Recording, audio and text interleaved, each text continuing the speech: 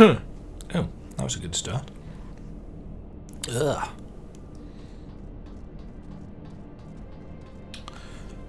Right, that's working.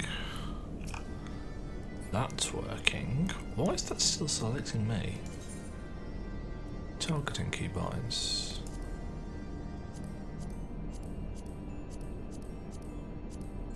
That'll be why.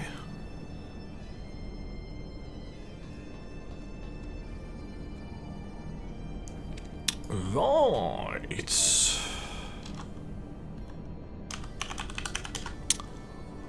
Nope, that didn't work.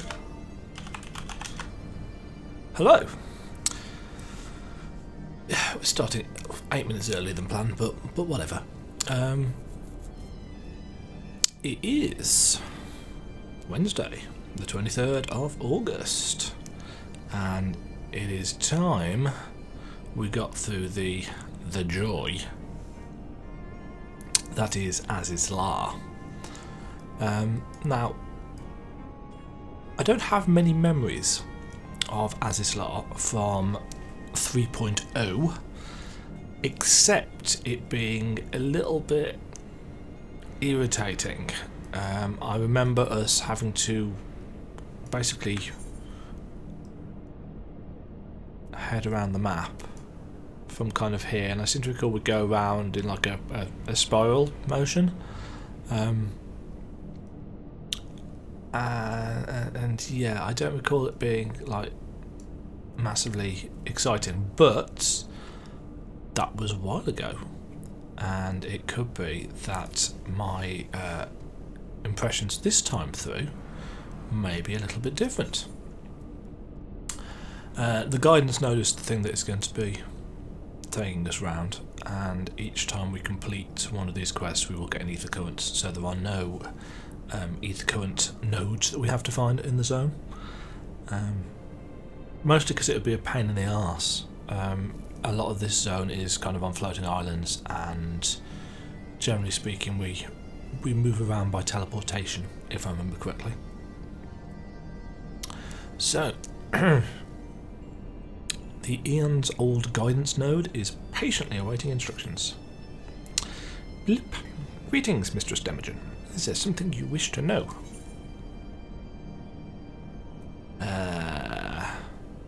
Tell me how to reach the flagship.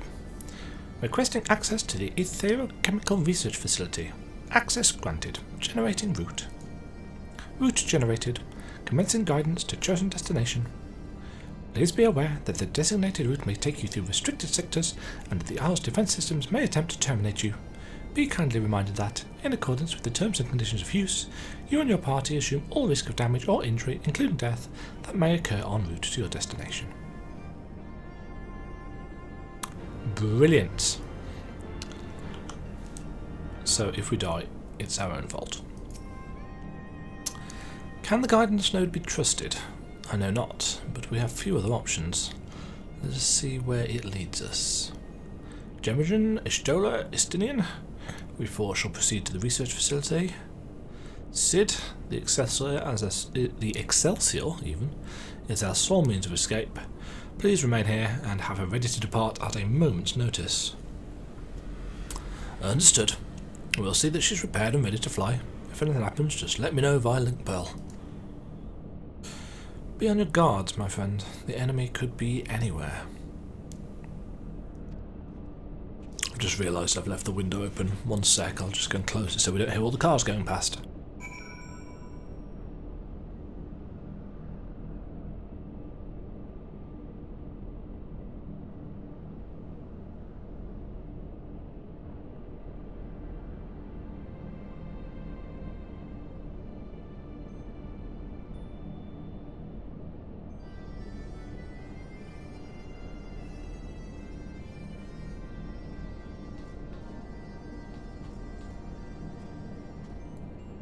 Okie dokie.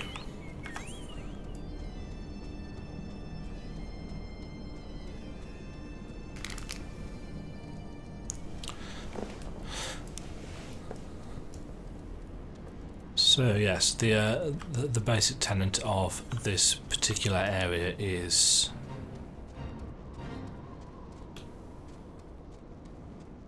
pretty much avoid enemies if you can.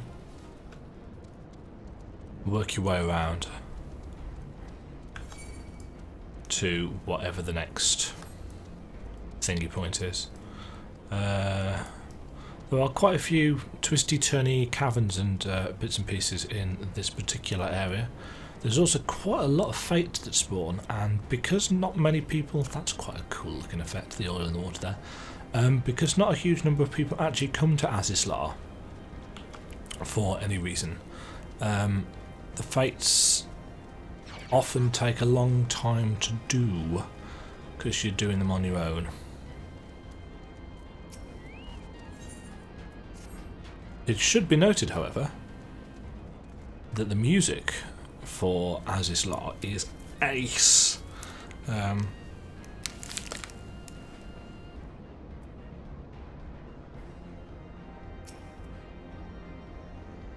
You are currently within the Alpha Quadrant. First, you must use the nearby matter conduit to travel to the Beta Quadrant. Please wait a moment while I activate it. So yeah, this is basically how the system of quests goes. Go to the guidance node, it activates the teleporter, use the teleporter, do something on the other end, probably have a fight or two, and then carry around like that. It was a bit annoying at 59 because whilst the enemies are also 59, they are quite meaty. Having a chocobo very much helped though.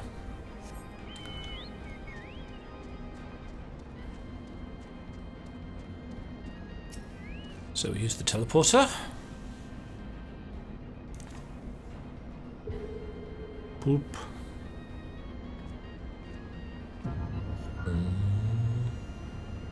Beam me up. It is basically a Star Trek teleporter. Transporter, rather.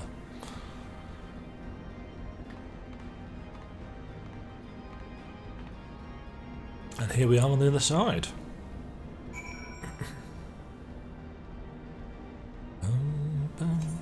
So yeah, we've moved from there. Was it there? There. Across to here. And there are a variety of nodes. Oh, excuse me. Hold on one sec.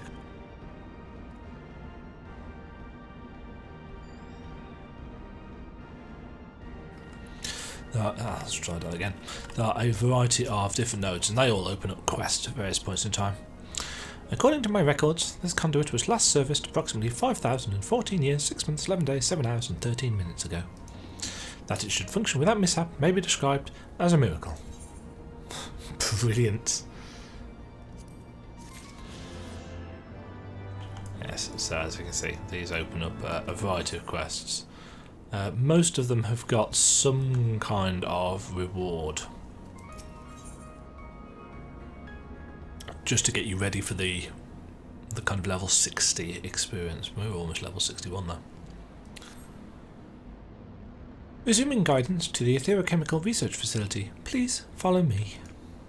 This sector, the Beta Quadrant, is home to laboratories which produce chimerical lifeforms for both military and household applications. Our facility has been awarded 3 stars.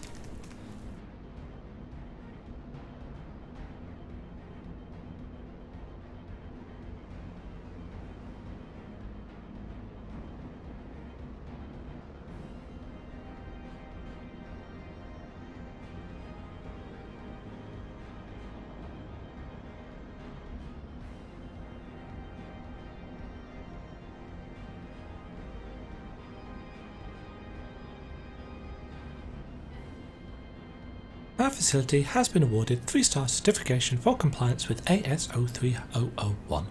The good behaviour of the creatures born here is guaranteed. Please be warned, however, that millennia of neglect may have had an adverse effect on their disposition. For your own safety, please refrain from approaching the creatures. Yeah, so there are a variety of Chimera-style enemies here. We've got some Lamia, who, if you've done the binding coil, they're quite prevalent there. But there's a wide variety of different enemies in this particular area, and I can't remember how you are supposed to go through it. A path down? No. In that case, I think we're going through the cavern there. One thing about this map is that it is very much designed for flying around. There's lots of tunnels, there's lots of nooks and crannies and multiple levels. There are a lot of winding passages. It's quite maze-like. And this causes substantial problems for when you're trying to get around it the first time. That being said, getting round it that first time does give you a decent understanding and view of the kind of things the Allagans were up to. Here are some of the Chimera. And this weird kind of fluid that everything seems to be steeped in the beta quadrant.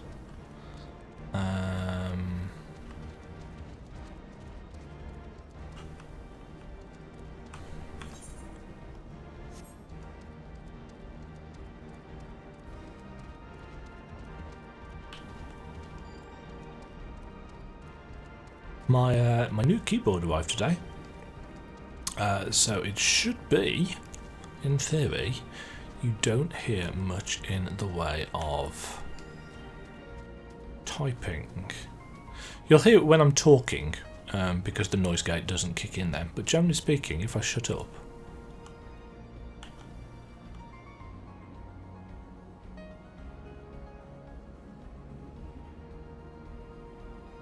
you can't hear me pressing the keys, which is great. I've actually spent most of the afternoon typing on it as well, and as promised, the Cherry MX brown switches do feel very similar to the blues, but they lack the clicky, clicky, loud clicky, which is what, of course, the stream kept picking up. There's a fate that spawns here, and there are some interesting things to go and see and explore in all of these different little huts and caves and stuff. There's another fate that spawns out here as well. We've got these reptoids, which are kind of reptilian centaur style things. And there's another teleportation platform over there. There's also some really cool Ffxiv-like corpse flowers. There's a fate to do with those as well. But I like these ones in particular because of the glowy green. Again, more glamour prisms for some strange reason. And the tracking node. All of the quest givers in this zone are nodes, from what I can remember. Gives you some food, because of course it does. Bleep. Unable to activate matter conduit. Energy shortage detected. Identifying cause. Cause identified. Unauthorized siphoning of energy by chimerical creatures. Locations: the recombination labs and the biomass incubation complex. Time's short. Let us split up and eliminate the culprits. Demajen, pray dispatch the creatures at the recombination labs.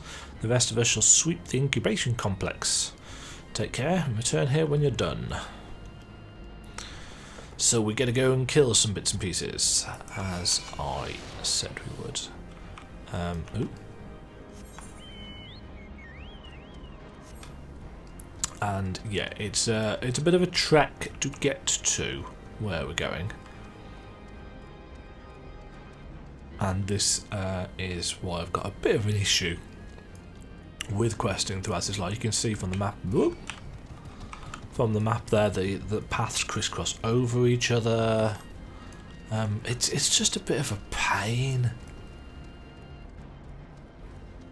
The actual quests themselves are not anything special either. It's just go to X, eliminate Y. Now, I know that's typical MMO fare, but Right, these are the Impus rather. Quite often I have to kill those for the hunting log.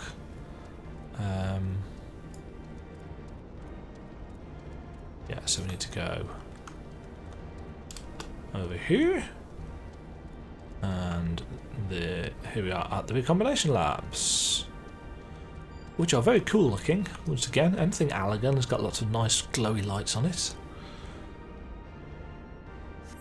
Let's kill some.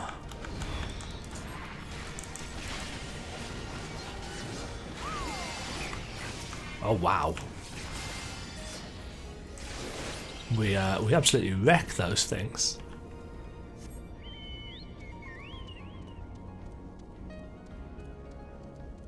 I hope you are all enjoying the music though. As I've said, I love the Azisla music.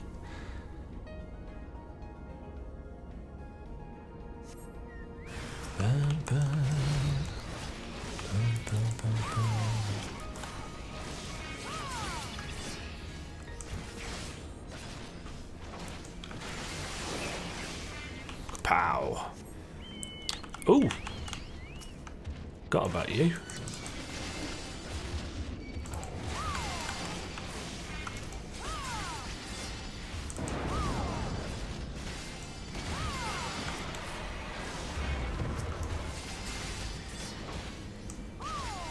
I actually think the clicking of my mouse is now making more sound on the keyboard.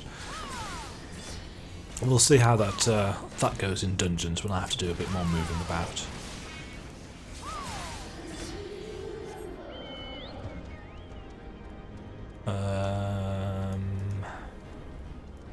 One more over there.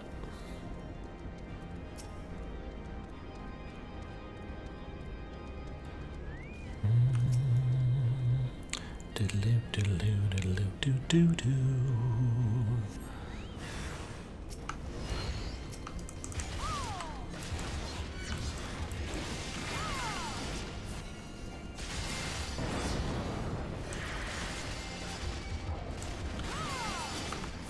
Where'd you go?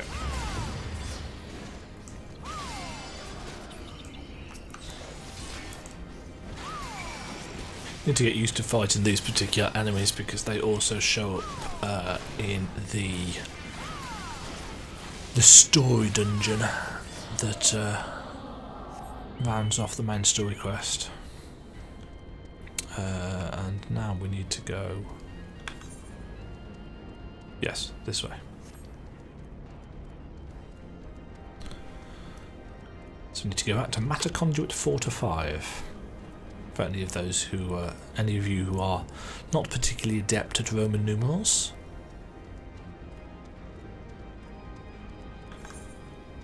And we want to go up here.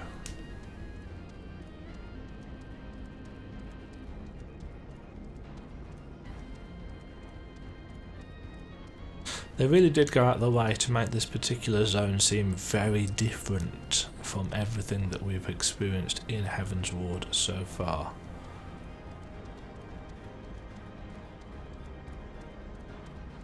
I suppose it's best opposed to the Sea of Clouds, where you've got lots of bright colours, but you've got the kind of primitive, low-tech Vanu, and you contrast it with.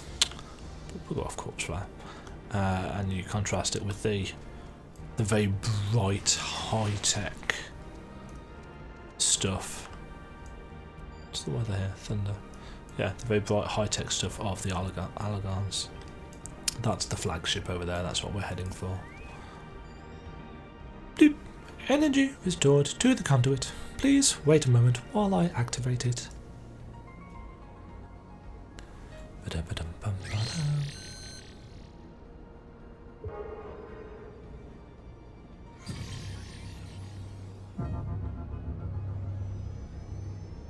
If you've been dabbling in PvP and stuff, especially in the Cardno Flats, you'll recognise these particular consoles. They're everywhere. Opens up the transporter over there.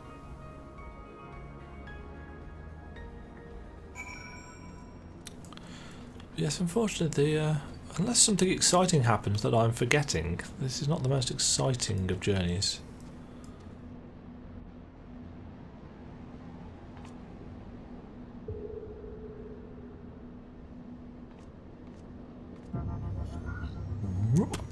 The transporter doesn't go wrong and splice people together or anything like that.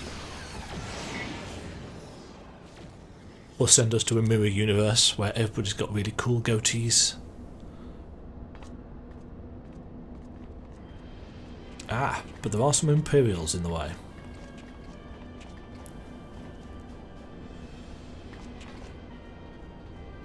Ooh, I'm actually leading the way. So, the Garleans managed to land. Repairs on their vessel appear to be well underway. I doubt they will leave any time soon, however. Nay, they will remain here long after they've stripped the Isle of all its secrets. Whether or not they mean to linger, their presence here and now is an unwelcome complication. Indeed, let us avoid confrontations unless absolutely needful. Nod.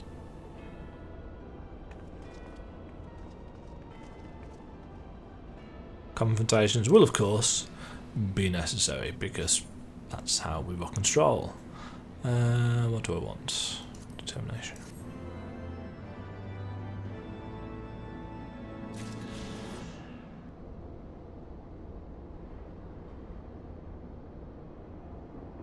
And again, the guidance note. So we've now teleported from up there over to here, the Gamma Quadrant. There's a dungeon over there.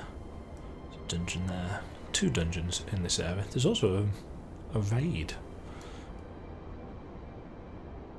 That's the research facility. You'll notice the Warring Triad are on board there as well. Close encounters of the 6th kind, this being the 6th Imperial Legion, as you can see from the Vanguard there. Warning! Intruders detected in force in this quadrant. It is recommended that you avoid confrontation where possible.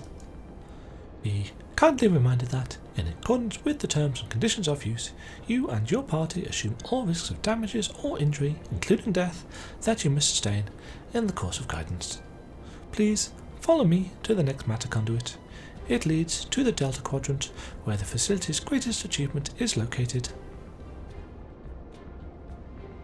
And actually, it's the Delta Quadrant where things get at least a little bit more interesting. In contrast to the normal Azizlar music, you'll notice that we've got the Imperial Castrum music playing now, which is nice because I like the Imperial Castrum music as well. Overall, this is quite a nice zone to hang in. You'll notice also that over here there's another cube, but this one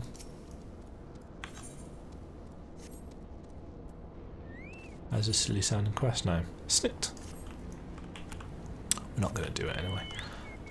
We want to be making our way over here, I think.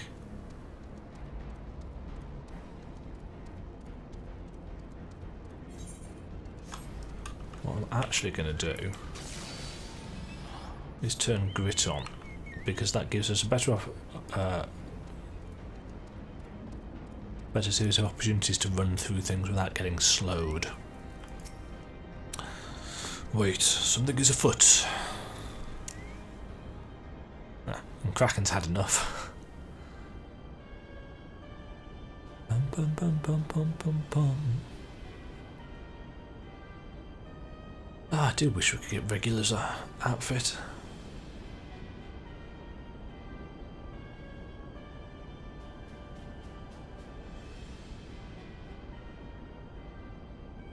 Our objective lies at the heart of the Isle. The 3rd will remain to guard the ship, while the 2nd patrols the perimeter and eliminates any threats. The 1st will come with me to secure the research facility.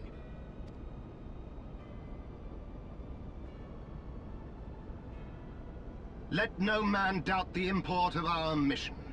The Allagans found a means to capture icons alive, and their knowledge lies hid upon this isle.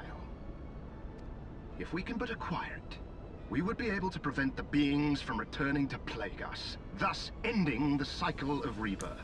Yes, because that's what they are worried about. There can't be two copies of a primal in existence at once. It only gets drawn from the ether one at a time. So if they can keep it alive, you know, if they can capture Ffxiv, for example, then Ffxiv can't return back to the ethereal sea, only to be summoned again. If they can keep it alive, this is what they did with Bahamut. The Allagans did. They captured Bahamut. They captured all of his Mercidian followers that were keeping him corporeal, and they imprisoned the whole lot of them up in Dalamud, which is why if you do the binding coils, you find out a lot more about this. I obviously haven't done the binding coils, but I have watched all of the lore videos for it because I thought it was a really cool and interesting story, and in fact I do highly recommend watching it if you haven't already done so. In fact, I recommend... I've got this in my...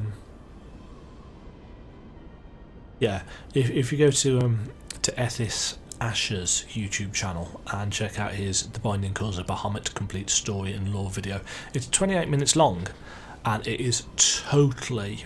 you know, if you're interested in the story and the lore, especially when it comes to primals, and actually if you played version 1 of the game and you really like the story version 2, there's a lot of really cool and interesting stuff there. It's one of the reasons why I really wish people ran the binding coils more unsynced, because I'd really quite like to go in and experience that. Though of course if they are running it unsynced, chances are they're doing it for loot or glamour and stuff, and they won't want people to watch all the cutscenes, but whatever. I need not remind you that success will raise our legion high in the Emperor's regard. Yet, by the same token, his radiance does not tolerate failure. That is all. All troops, prepare for deployment! I'm assuming these slits here are where his eyes are, and this bit here is where the third eye is that all the Garleans have. It's quite difficult to tell with that helmet. Either that or that's it, those are his eyes, and he's got a weird thing on his nose.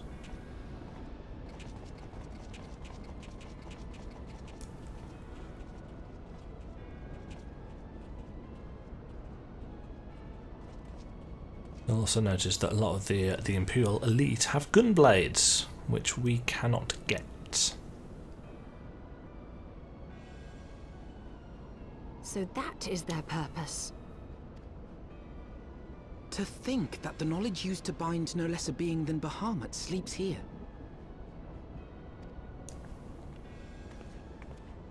Imprisoning a primal in such a manner would represent an effective means to halt the cycle of summoning, were it not for the grave and obvious risks. Indeed. We need but refer to past experience, that of Bahamut's calamitous return, to see why this is not the solution we seek. Held in duress, a primal will continue to nurse its hatred for mankind. And when it inevitably breaks free, its rage will be beyond quelling. I think there's some slightly different dialogue from Alphino there, depending on if you've completed the binding coils or not. I vaguely remember reading that somewhere in the 3.0 storyline there was something to do with that. Whatever folly the Garleans mean to commit, they can wait. We must remain focused on our task. We're heading in the same Yes, direction of course. anyway. It would not be polite to keep the Archbishop waiting. Nod.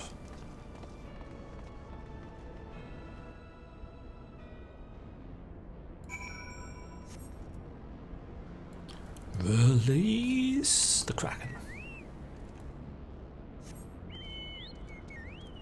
Okay, so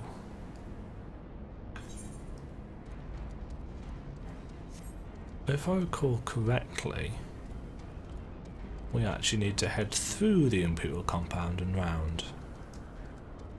They've already managed to set up a castrum.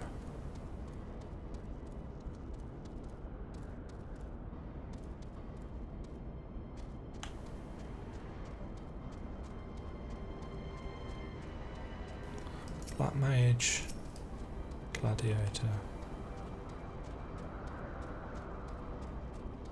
After a while, you actually get to recognising what the different Latin-esque names mean.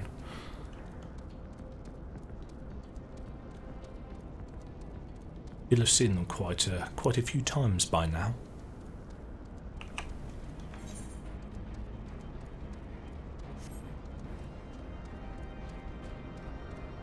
You'll notice in the distance some massive crystals. That's the way we are heading.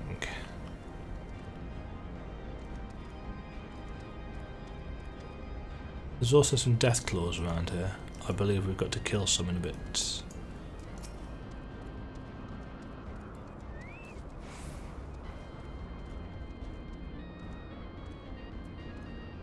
We actually have to touch this.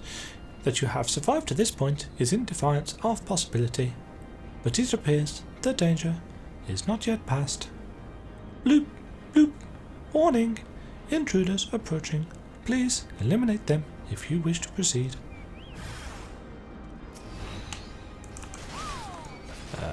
Oh wow.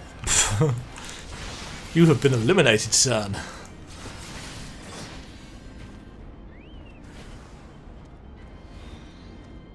Oh, there we are.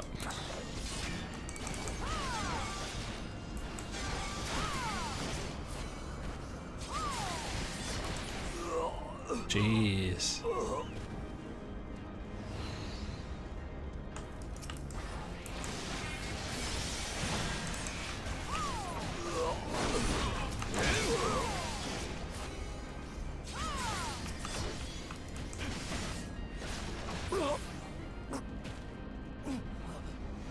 Right. What does this assembly node offer? More food. Right, and we've got a little actual solo duty to do.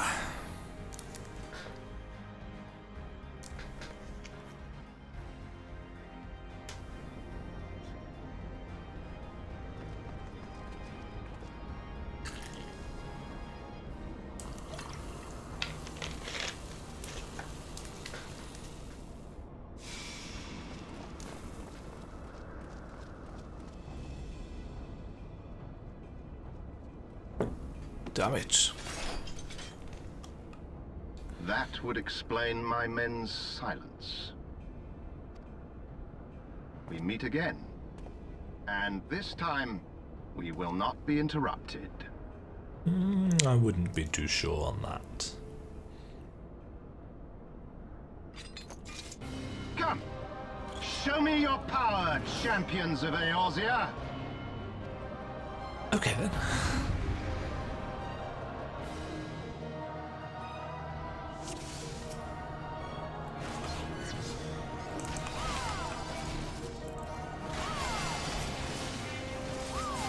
I shall make it quick.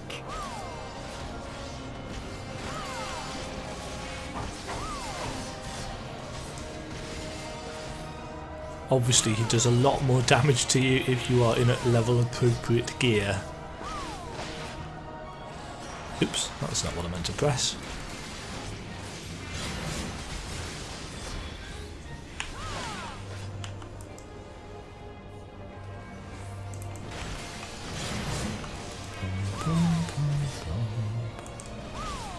This is Terminus Est. It's a directed channeled attack.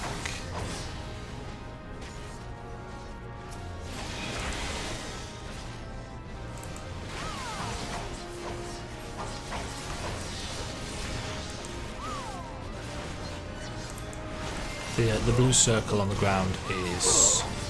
ouch.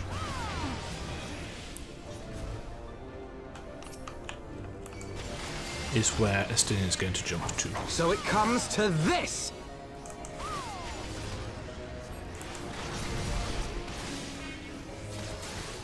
That's interesting. Gustav's actually gone to fight outside the circle. Alphinaud has summoned obsidian carbuncles, the first time we've seen that.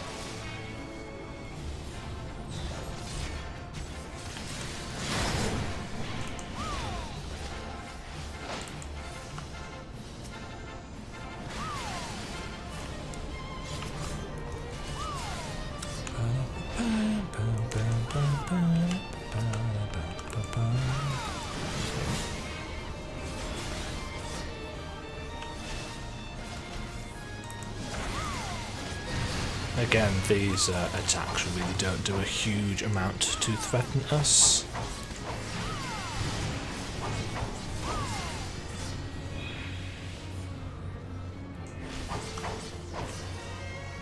I seem to recall you don't want them to get set on fire. A little bit like the ones in the Keeper of the Lake.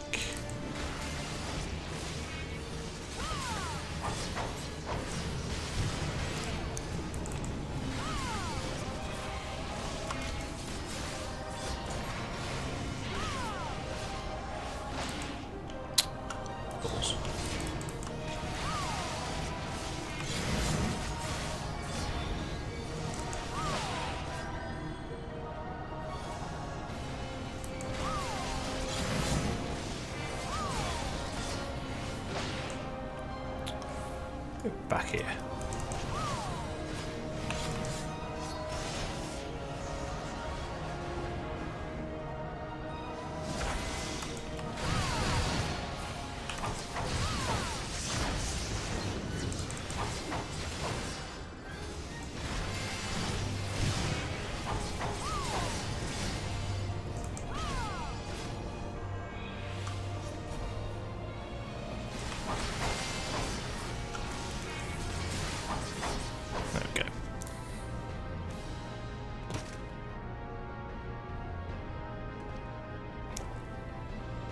I had heard the tales of your strength, warrior of light, and now that I have experienced it firsthand, Van Baelsar's defeat seems less inexplicable.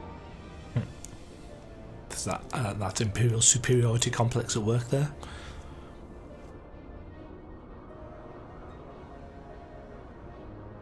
You are a formidable foe, and I have thoroughly enjoyed our time together. Alas, all good things must come to an end.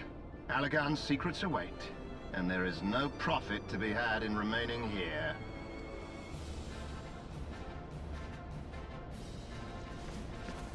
Uh-oh. There's only 12 of them. Oh, and an airship.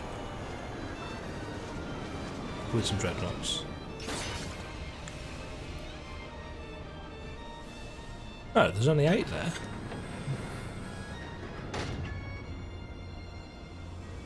Keep them occupied. Really? Man, that looks heavy.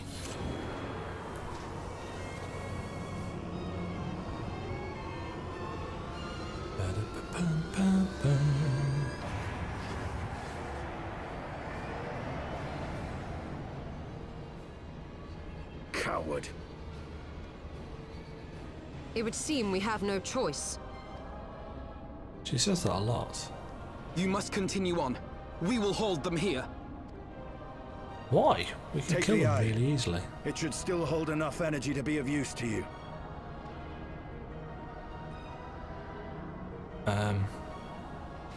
I shall join you as soon as I am able.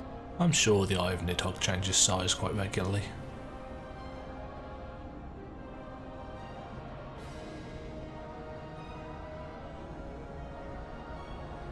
Enough talk! Make haste and stop the Archbishop!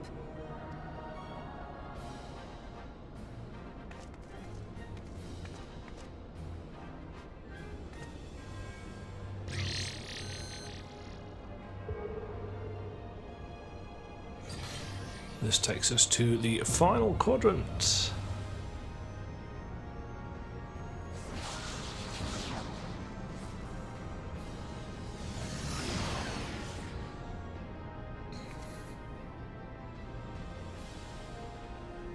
Ooh, the face morphing there was a bit weird.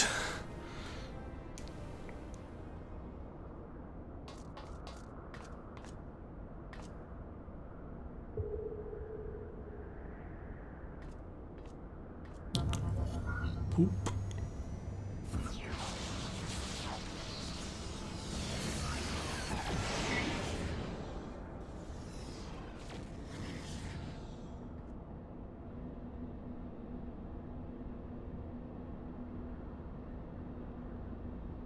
This area looks very different to the others and has some cool little bits and pieces in it. Right, enhancement node. Cells. Oh no, it doesn't do anything yet. We've got to complete the quest. Bloop! Welcome to the Delta Quadrant, where methods are developed for mastering dragons. To this day, the sector is home to live specimens brought over from the southern continent of Mericidia. Truly a testament to the greatness of the Allagan Empire. Yes, so we've got a lot of Mericidian stuff.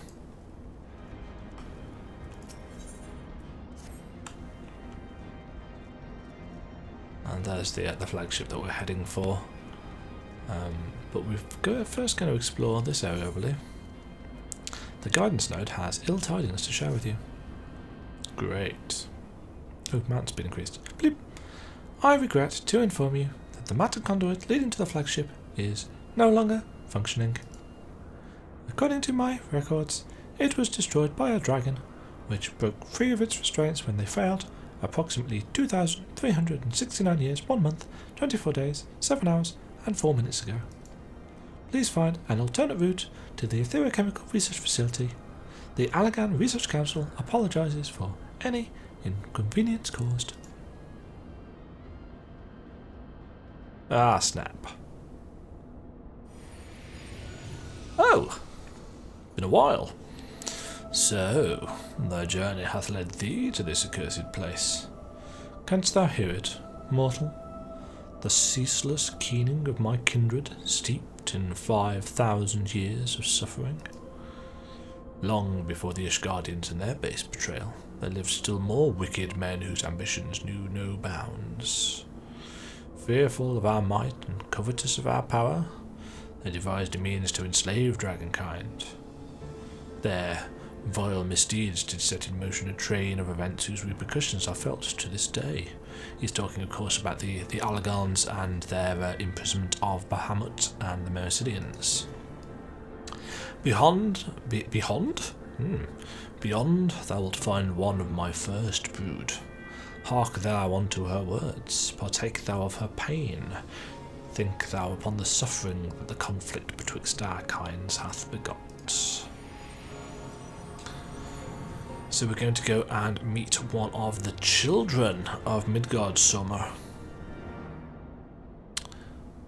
who I seem to recall Nidhogg and Hraesvalga are also children of Midgard Summer.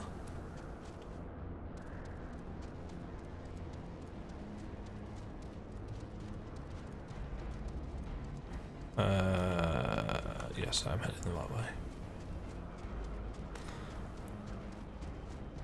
I think pretty much all the enemies around here are Mericidian something or others.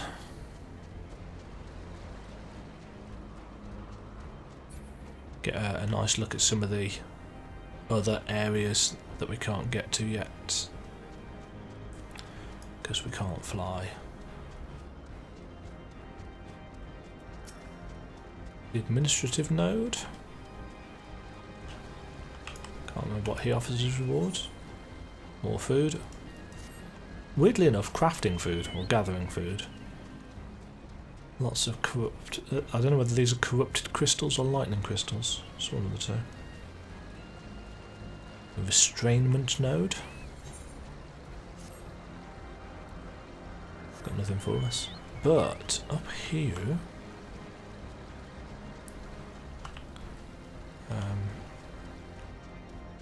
behind all the Brobignacs, is this.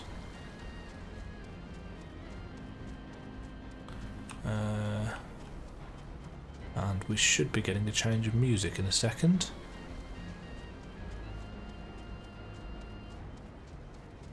This is Antithesis.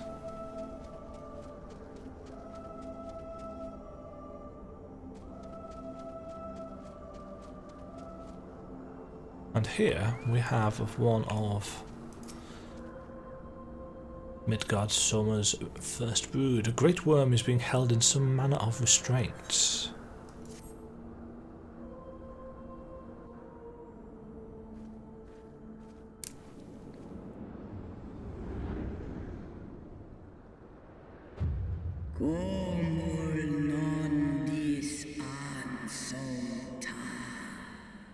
Who cometh to this forsaken place and disturbeth my solitude?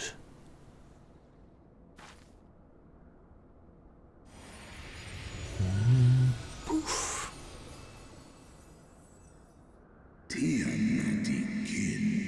Yes, this is Tiamat.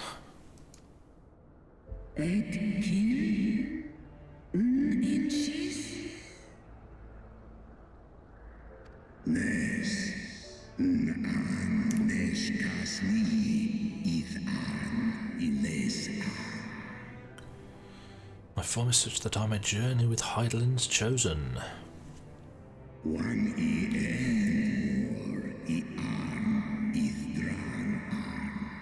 Mortal who desires to end the war between man and dragon. Bum, bum, bum, bum.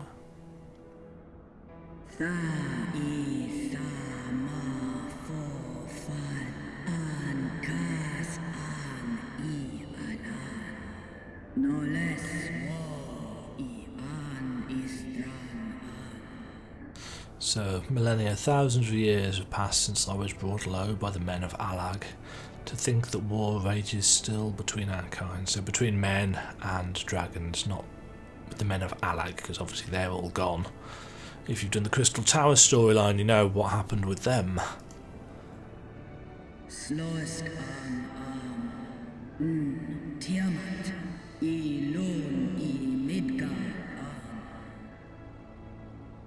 Hearken to my tale, child of man. I am Tiamat of Midgard's Summer's first brood.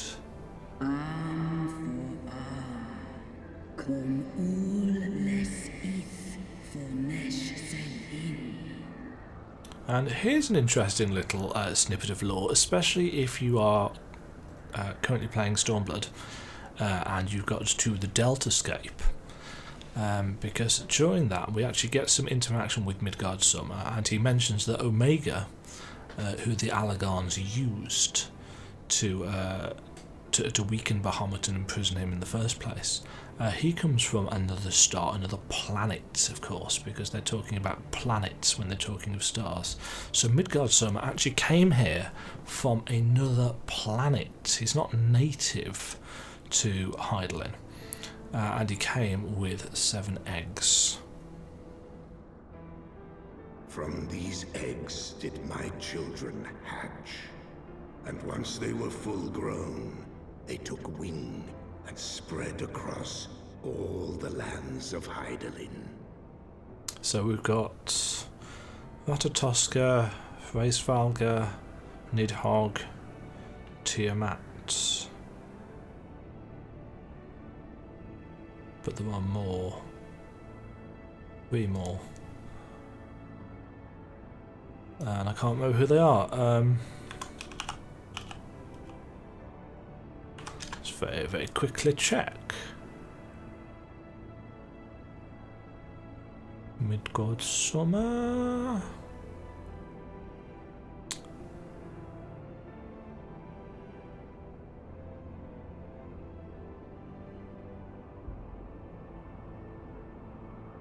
Oh, Bahamut, of course. So, Bahamut, Tiamat, Hraesvalga, Vatatoska, and Nidhogg.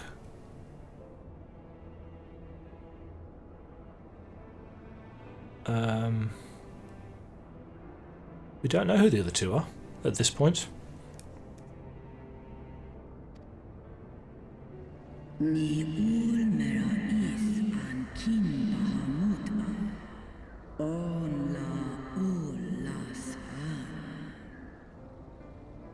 So, keeping alive the classic D&D lore, Bahamut and Tiamat. Although, of course, in Dungeons and Dragons, they tend to be oppositions.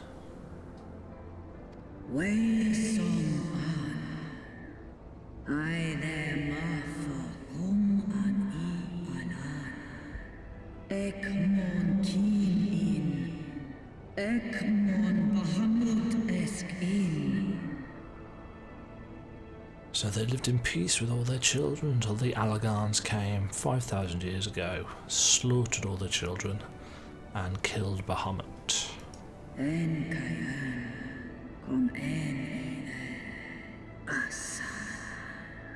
Oh, here we go. 'Twas then, when I'd fallen into the depths of despair, that black-robed men came to me, the Ascians, once again.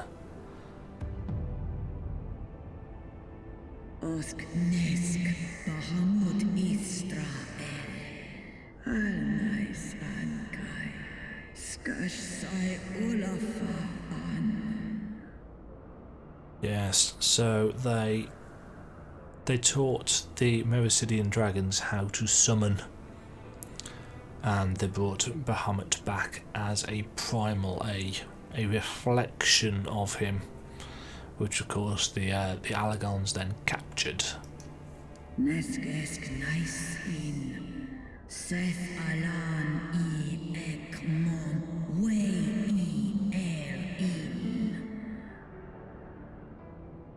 So what they brought back was a mockery of my beloved, and then the Ascians gave the Allagans the way to entrap him. So the Allagans were responsible for, the Ascians were responsible for the Allagans having the technology to trap dragons in the first place, the control collars and stuff, the neurolinks.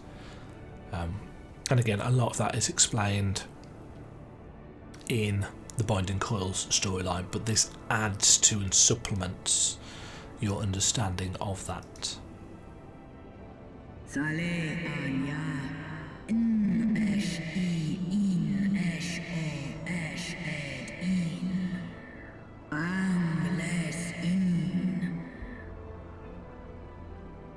We kind of knew this already, but it's really hammered home here, just in case you kind of hadn't got the point by now. The beings that we call gods, including the 12 to a certain extent, are but spectres of your mind's creation, so your imagination given flesh, or form at least, at great cost to Hydaelyn, so at great cost to the Mother Crystal, the planet itself.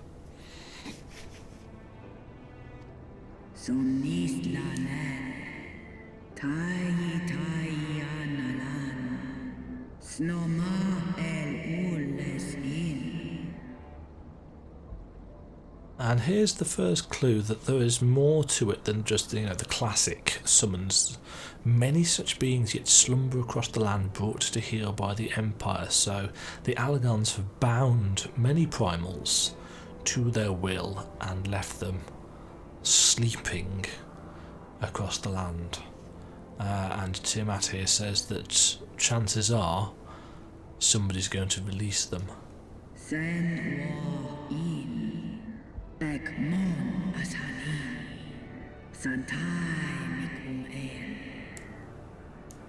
If you would end the conflict, you're gonna have to defeat the Ascians and deliver the weak of will from their bonds of their dark influence. Which is handy, because that's what we're going to do anyway.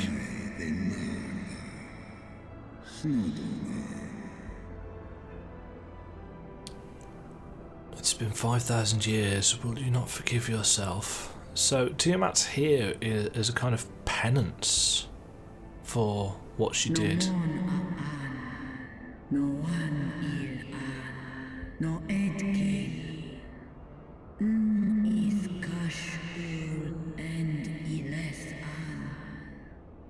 So while she's here, surrounded by all of these crystals contained within this Neuralink collar, she can't die. And of course, she's a dragon, so she's going to live for bloody ever anyway. But she also doesn't desire to be set free because she is so... She feels so much guilt and regret as to what she did, you know, summoning Bahamut back into the world. I shall live with my regret until the world itself has ceased to be. So she is literally planning on staying here forever, locked away with just her thoughts of regrets.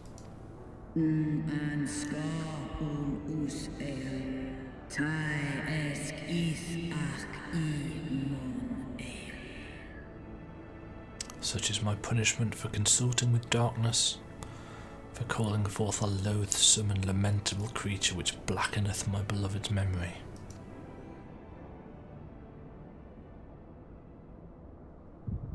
Ooh.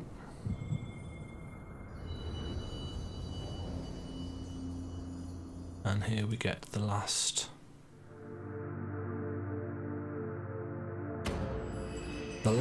of the missing crystals of light, the fire crystal.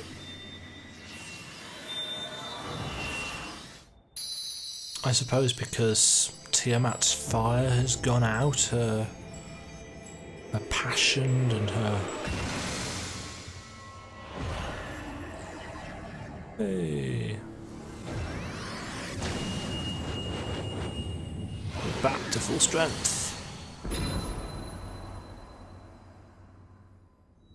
Warrior of light, beloved daughter, the light abideth within thy heart again. Full valiantly didst thou overcome thy many trials, but glory not in thy success. For the servants of darkness are ever close at hand. Uh-oh. Receive of me my blessing once more, and go forth to shine thy light on all creation. Yeah. We're back, bitches.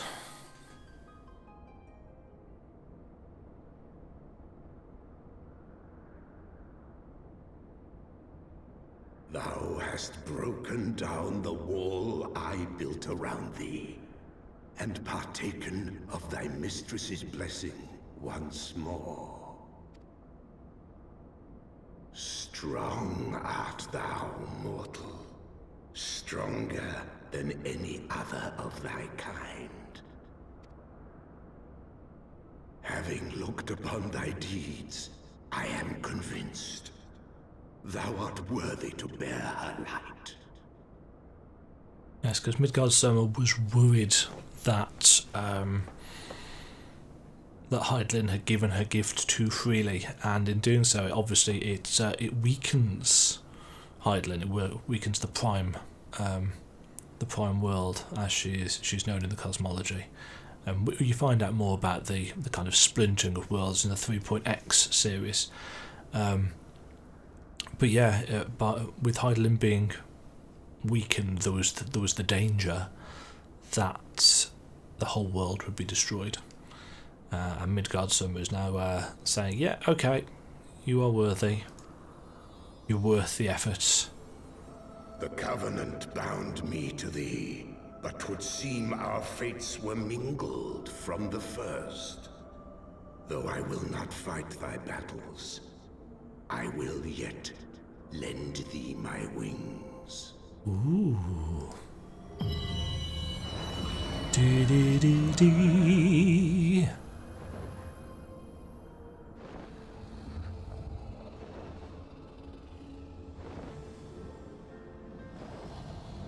Hi. Come, mortal. We go to cast out the darkness.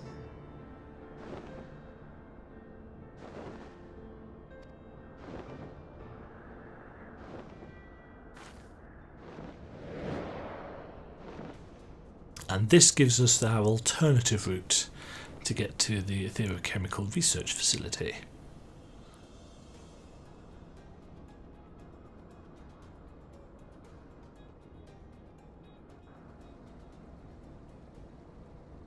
You can now ride Midgard-Sommer. You know, King of the Dragons, and we'll just pull him out like a mount. So you earn the achievement Frequent Flyer, which gives you all of the. There we go. Now.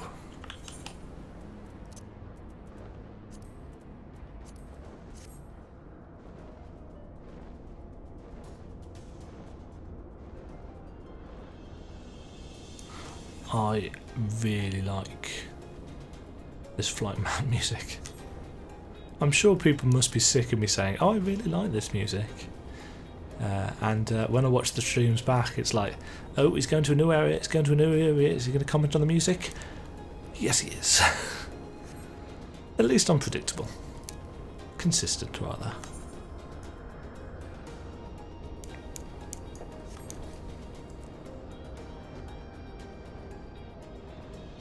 But yes, it is a much better look at Azizlar from the air.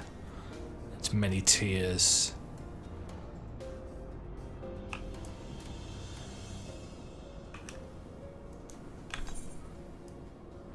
Right, just going to unlock all of the map. Doom, doom, doom, doom. It is kind of a shame that so much of Azizlar isn't really used for anything. Because, you know, at endgame, basically you idle in Idleshire, and you only really leave it for dungeons, etc, etc. But I suppose that's the case with any kind of hub in any MMO.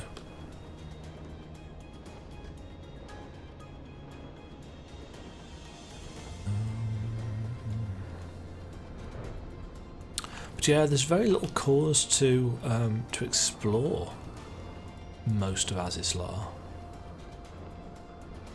You know, further than actually going into covering the map. I mean, the Heavensward. You can take a guess for what a lot of these things do, but generally there's just a handful of enemies in places, and that's it. You can sometimes see down into areas, and sometimes you can actually get into them, but not always. The flagship looks cool though. And it anchors all of the different quadrants to it.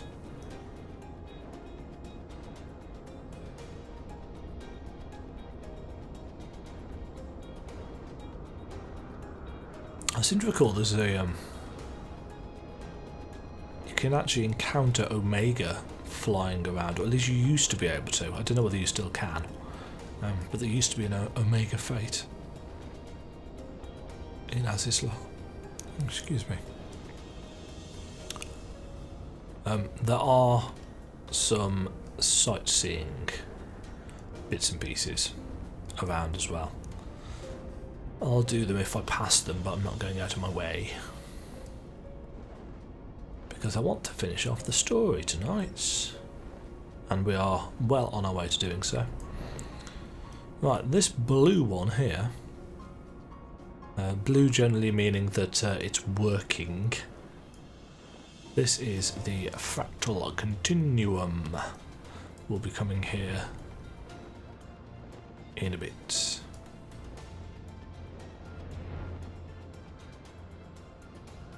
Can't remember what this blue one is.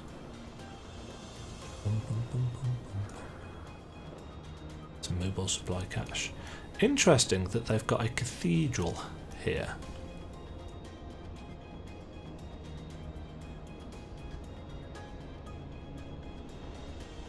Which is made of brick. In fact, a very similar kind of brick to a lot of the architecture we found in the Dravanian Forelands. Anyway, this is the flagship, and it is massive, and atop it, which you can actually land on the top, there are some enemies to fight, and they are pretty darn tough. War Spites. Oh. And the Sphinx, which looks super freaking cool. And if any of you played FF6, you will recognise these statues. That is Sophia, the goddess.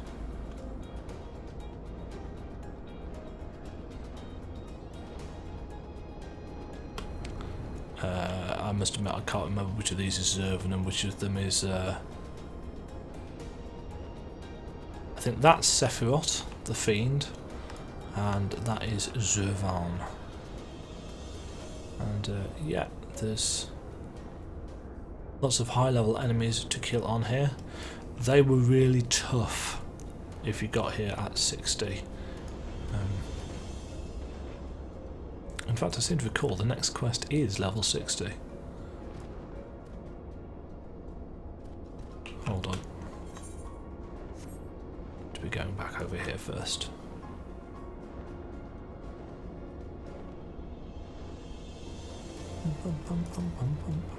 There's the guidance node.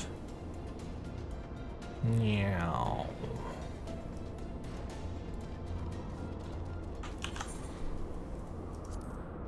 Turn that off, otherwise we'll end up with the chocobo music. The guidance node has been awaiting your arrival at the flagship with customary patience. This is level 60. This is Heavensward. This is the final quest of the expansion. Not the expansion. Yes, the expansion of 3.0. Welcome to the flagship, Mistress Demajen. You are almost at your destination. Bleep bloop. Warning! Intruders detected in the vicinity. Please eliminate them if you wish to proceed.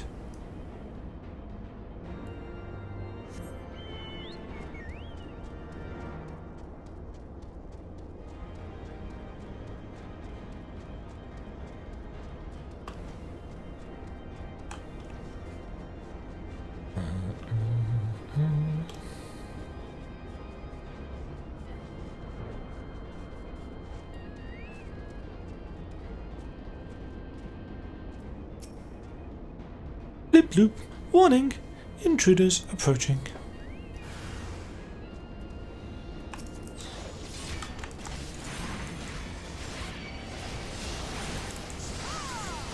That was terribly timed.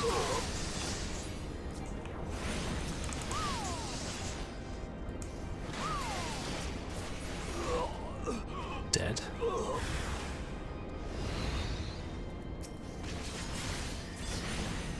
Jeez.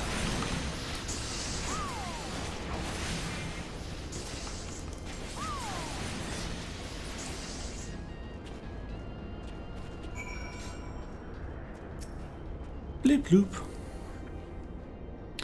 Blip. Area secured. Lifting access restriction to the Etherochemical Research Facility. Restriction lifted. You may enter the facility at your leisure. Ending guidance. Blip. Unknown energy source detected within the Etherochemical Research Facility. Please exercise caution. I am pleased to have been of service to you, Mistress Demajen. Please send my regards to Master Wedge. Deactivating. Blue.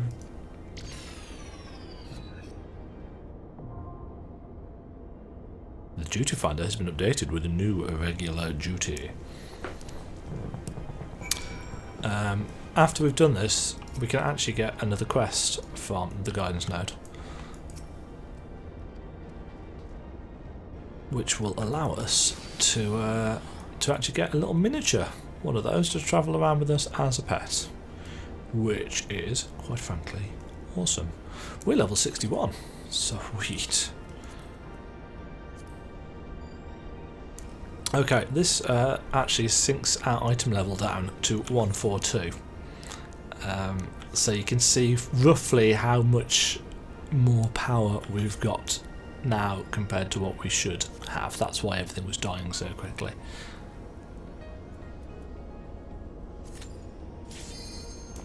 And yeah, them Q timers.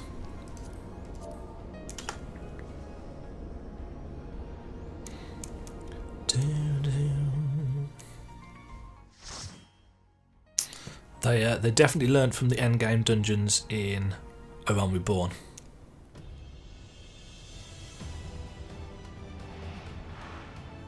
Bum bum bum bum bum bum.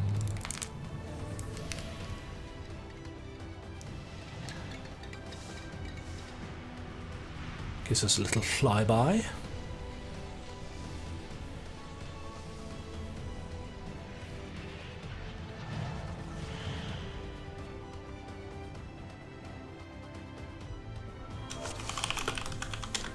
Right. Oh, the item level has been synced to 180. I could have sworn it said 143. Interesting. I can't for the life of me remember where to go for this.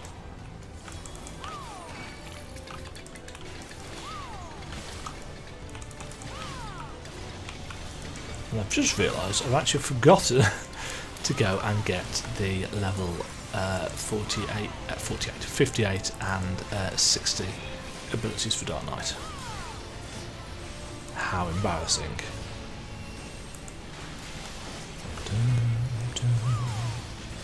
Yeah, the reason for the item level syncing here is because they don't want people to massively overpower it, even as a story dungeon. But the thing is, you pretty much will massively overpower it. Right, I'm going to... Oh, shit. I was not expecting those.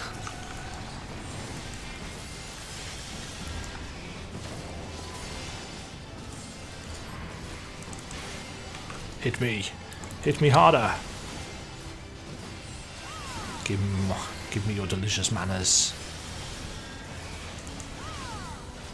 I've just thought, oops. Jumping. Can still use food in here because we're still getting XP.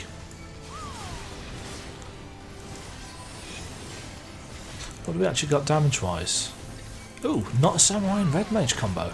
That's unusual. Got a black mage and a summoner.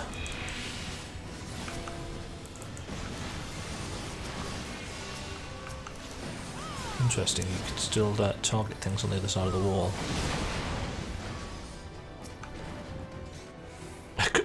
I found a critical bug!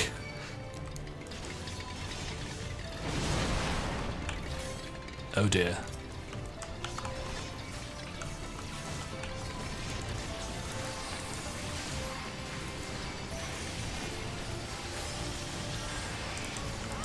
I shall take all of that aggro, thank you.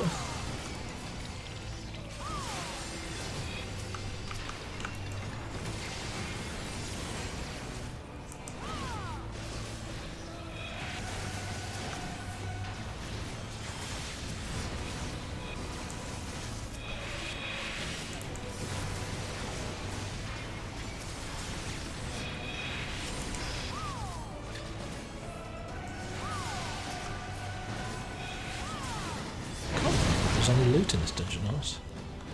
Oh man.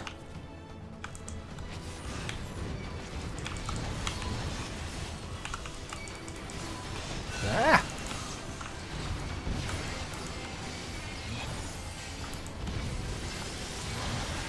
Oh man, those AoEs.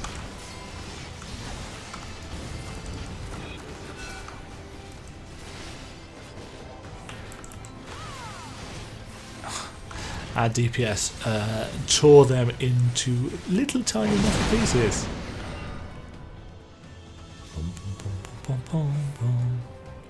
Yeah, at this point, Soul Survivor and Carbon Spit can both be used to regain mana.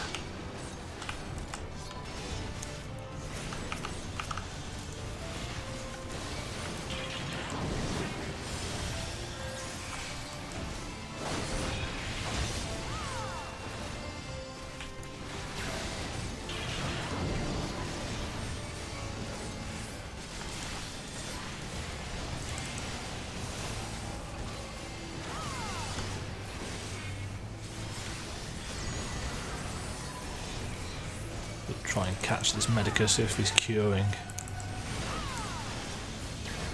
Oh, he's not going to get a chance to.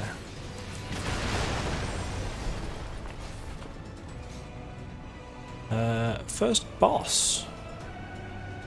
I will crush you underfoot! Oh hey, it's regular. This is most irregular. Right, Bastard Plus. Regular has all of the moves that we saw in There that is kind nowhere of to run! solo duty, with a couple of extras, like Can you the fact that he withstand can this? stun me. Enough!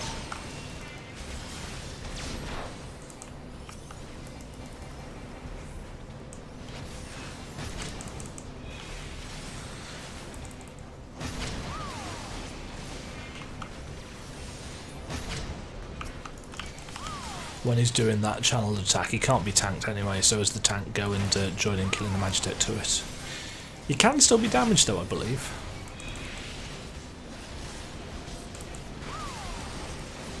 There is nowhere to run! Stunned again. Enough!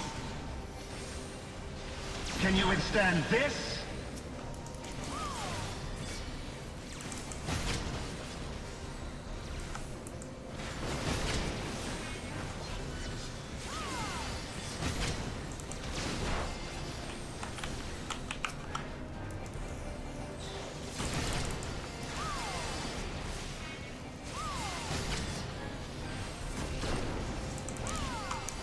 Die, die, die.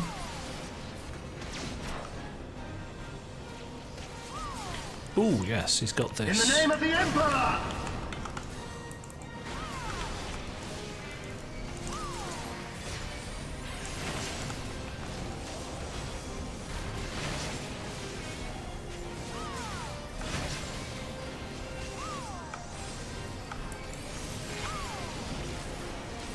There is nowhere to run! Stunned again. Well. Can you withstand this? Probably.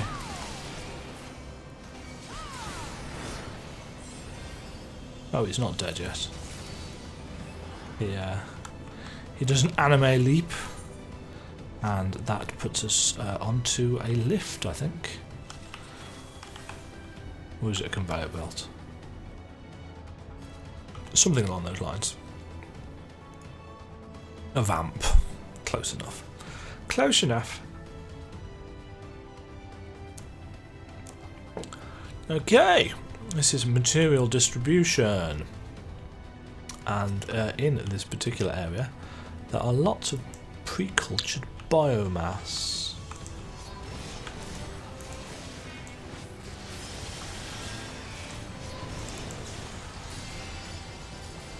Don't recall these being particularly difficult. They're nice to if you've got some good AoE. There you go. You can blow them up quite easily. Nice mixture of organic and technological in this area. Again, it's a facility that's almost overgrown.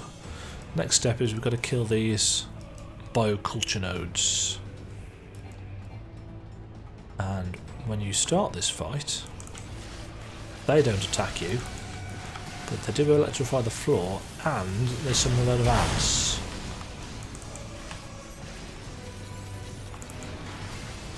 So you ideally want to stack them in the middle here.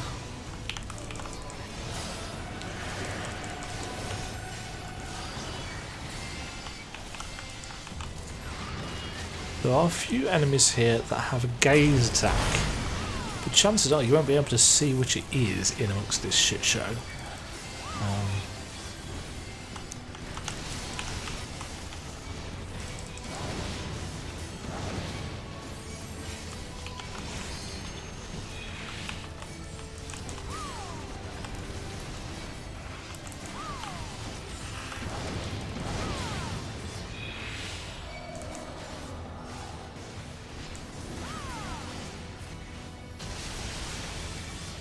I don't know whether that electricity actually does damage to the mobs. Chain 16.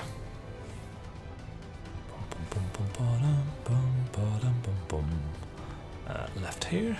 There's another one of those as well, so I might actually just double check whether it actually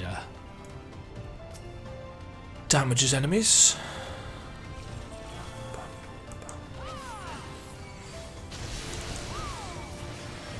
Definitely damages us.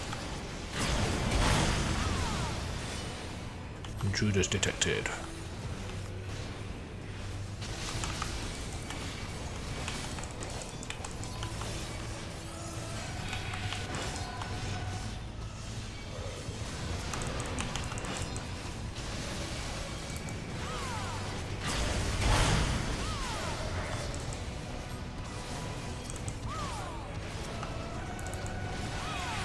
Incoming!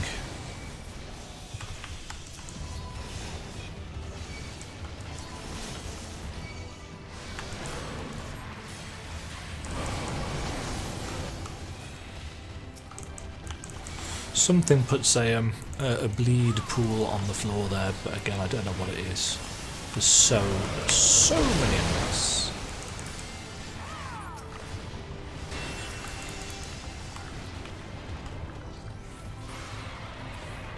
I am frozen in place. There we go. You'll notice that some of those enemies were cultured, i.e. they've been tank grown.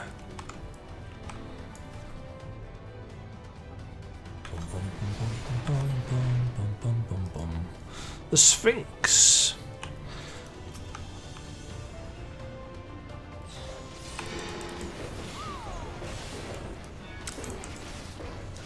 This guy, engaging anti-cobra mode, this guy changes shape and thus changes the attacks that he does with those shapes.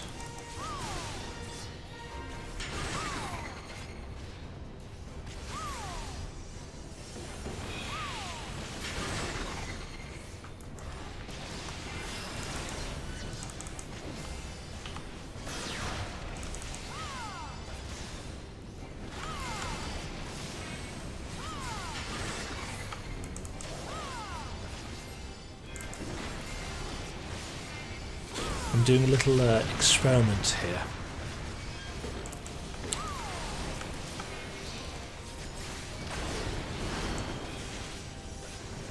By not being in grit.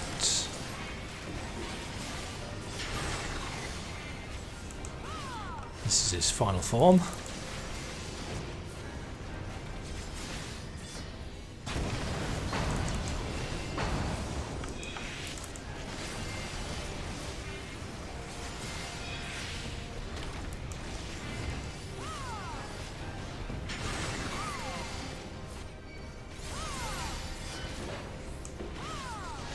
Must remember that Siphon Strike in without grit does not restore as much damage. Much MP.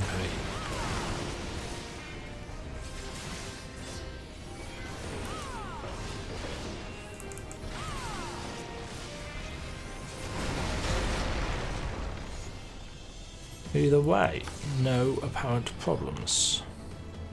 It's good. Right, I seem to record these stones is into, yes, the lift.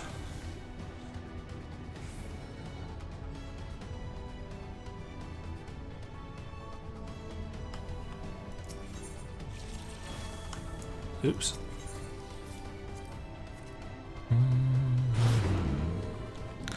And I seem to recall we get some enemies to fight on the lift. I know, that's a surprise to anybody. Warning! Warning! There's a lot of column AoEs being thrown around in this.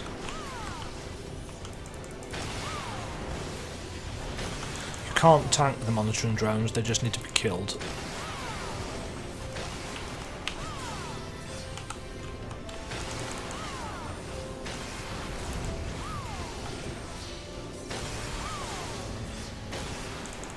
So if you've got casters that require actual cast time, this can be a little bit of a problem, because obviously if there's so much dodging to do, it makes it hard for them to hard cast their spells. It's only a short thing though. And this is Triad Control, which has got all of these cool moving platforms. And a huge ass thing over there. These clones you will have seen some of, I believe, in the Crystal Tower if you've done that.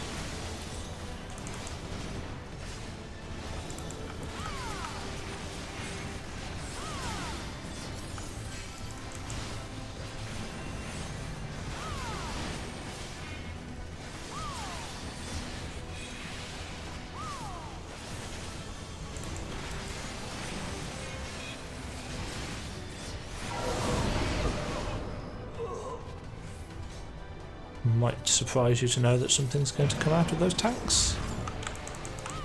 These are Shabtis. You'll see more of these in other dungeons. They're kind of cool, pseudo-Egyptian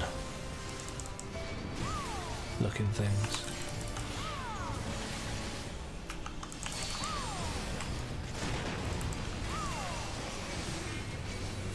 They have many fun things to get out of the way of. Oops. Yes. I'm going to get hit by that. I moved into it too soon. Sometimes the kind of conal cleave attacks have a longer cast time than I realise. Until everybody's on the lift. If you wipe on the boss and have to run back down here, you can just fall off into the appropriate platform. Because the lifts don't go back up.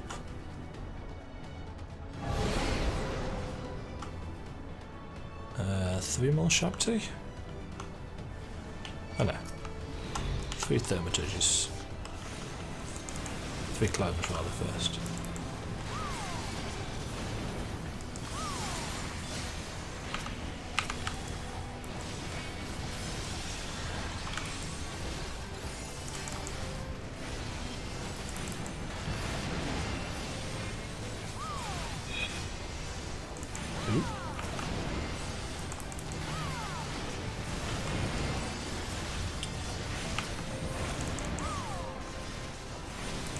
You'll notice that there are a couple of ads during the fights.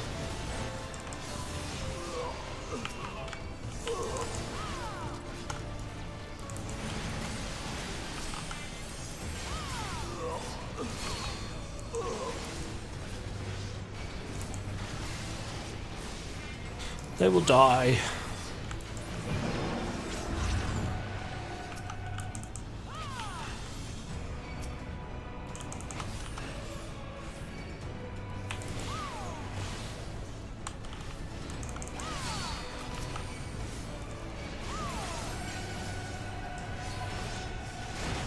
Might as well use that free unleash.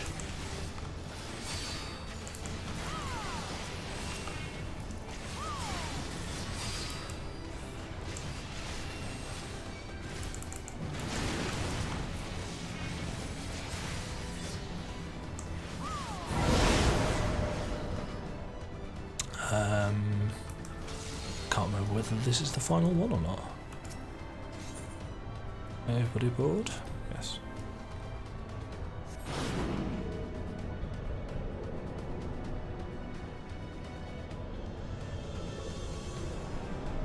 I think it is. Yeah, they all fly in and give us a route to the boss.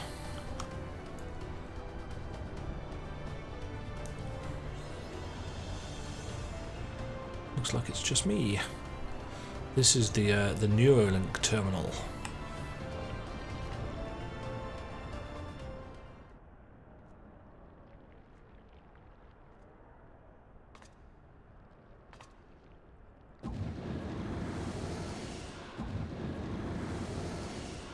Two of them.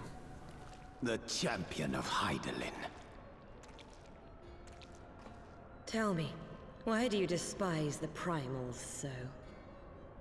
They are the embodiment of mortal will, of mortal desire. Plainly, you desire a foe to despise, and 'tis well that you do, for it is from the vortex of ceaseless conflict that Lord Zodiac shall be reborn. Through the joining, the world shall become whole again. Then all shall be as once it was, as it should ever have remained.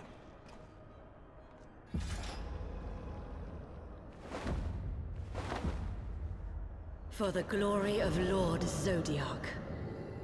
Your meddling ends here and now. Our warrior meddling of does light. not end here and now.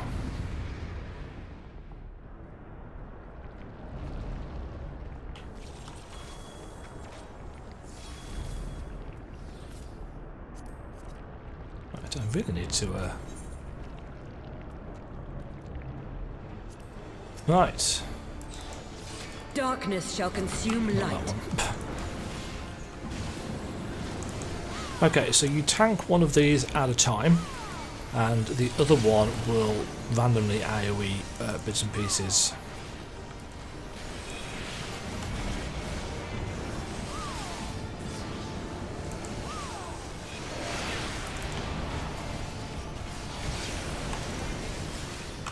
Your light shall burn no more.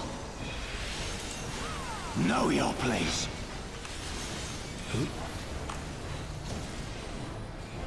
That's not fast enough.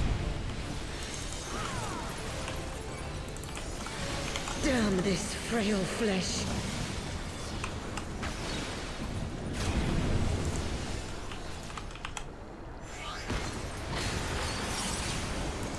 A lot of moving about in this phase.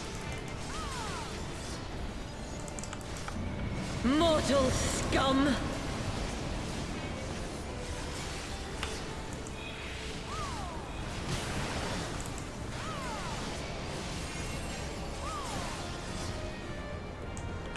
Right, shield disappear, and then we get to fight Lahabrea instead. Meddled enough.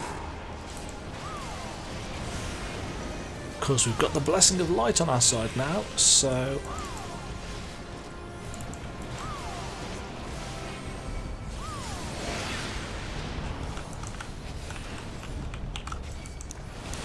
just trying to get into a position for when he does the fire and ice bit of this. Oh shit, forgot about this.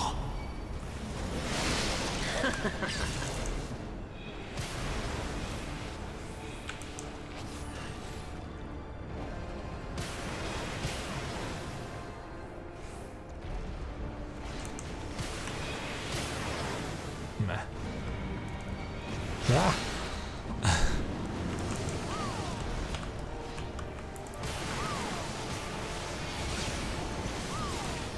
You'll not defeat me again. Yeah, we will. Your quest ends here. Oh, of course, yes, we get a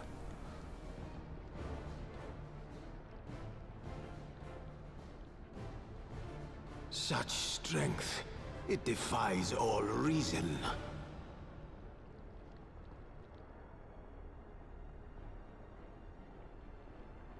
No, I will not be bested by the likes of them. Lahabrea, it is time.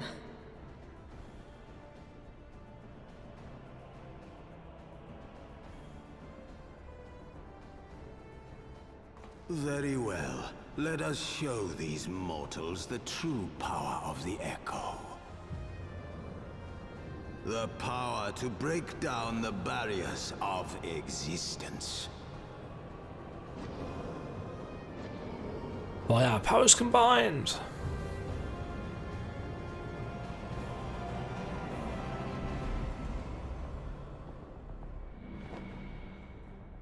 I am become you. And we are become one.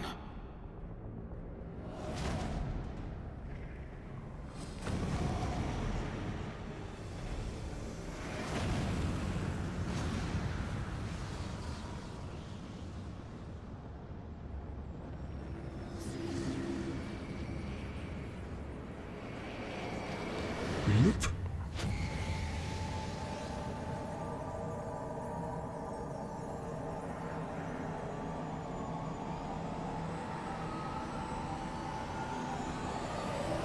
And then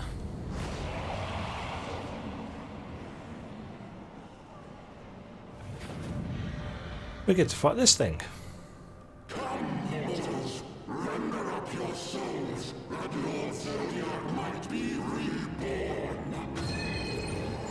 And notice it's got half and half.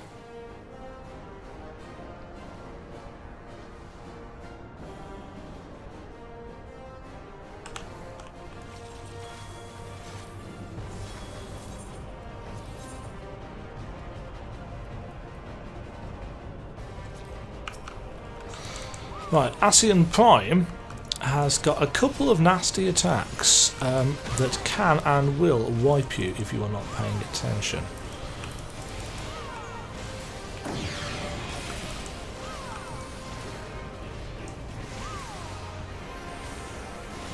I'll point those out once we get to them.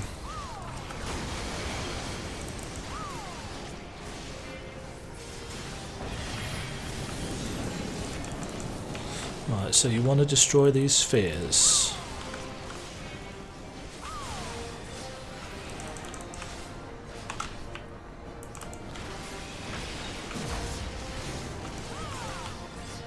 That's step one.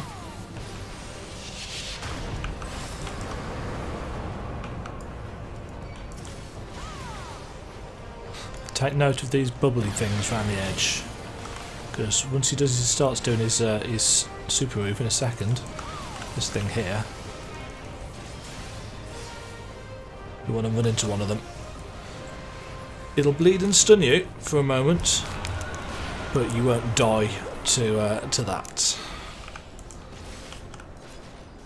The last time I did this, just randomly in, I think it was just random due to find a leveling. We wiped on that because nobody remembered about the mechanic. But you'll notice we are pretty much kicking Ascian Prime's ass, and that's basically because of the 4.0 Stormblood class balance changes. A little bit of power creep.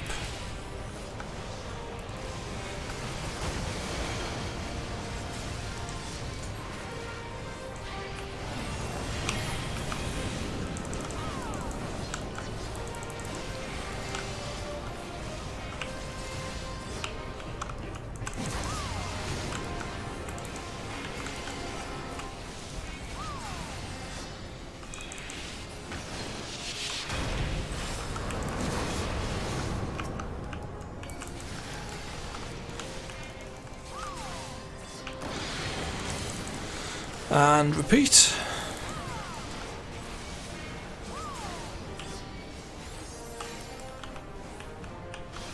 Oops, I haven't actually got enough MP to switch back into grit.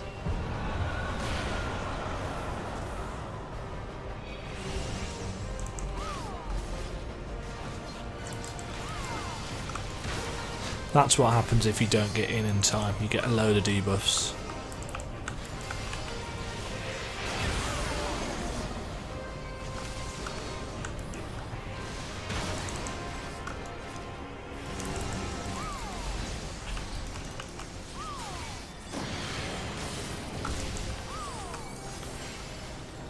You can take an orb for somebody else if you need to.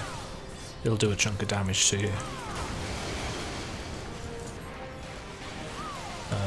Somebody would probably limit break at this point in time, I would think. Maybe not. No? Well, doesn't matter.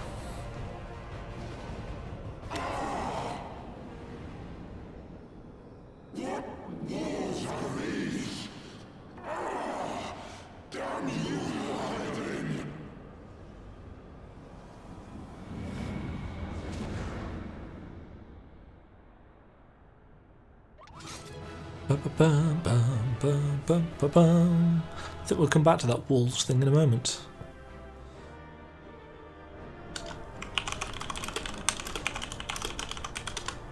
No, I'm talking to myself.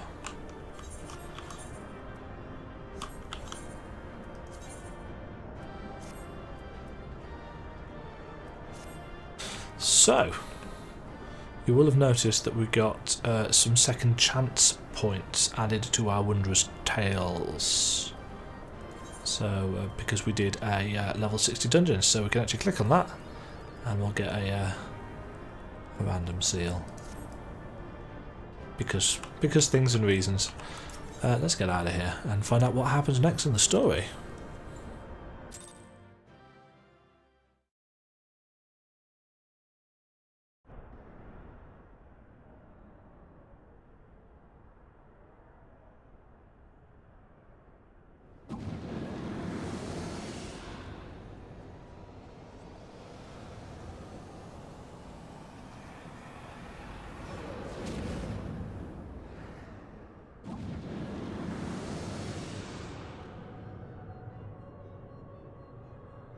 They're trying to get away, but they can't. That she might regain the blessing of light I had foreseen. But she has grown so strong in it as to deny us our power. Let us withdraw, La Habrea. That power remains to us, at least.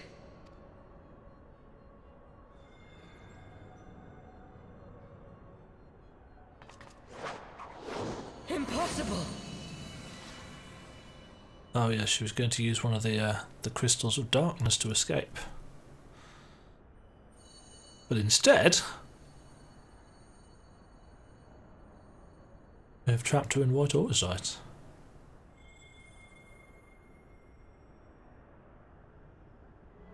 Oh, and we've got Nidhogg's eye to create a blade of light.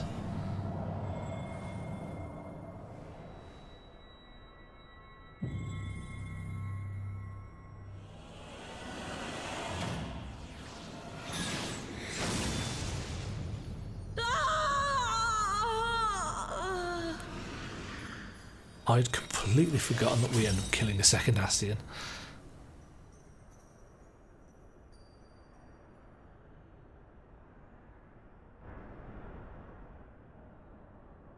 So that's Nabrialis and... You harness the eye's power.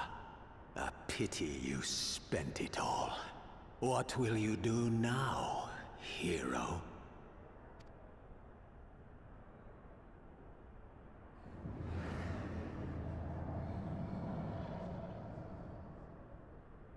So, not even the vaunted warrior of light can unmake an Ascian without relying upon mortal contrivances. Oh, hey Thornton.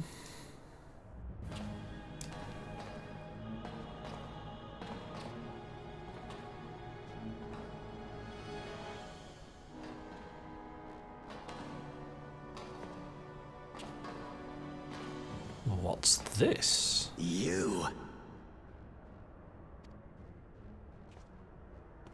In the distant past, King Thordan and his knights 12 fought and defeated Nidhogg.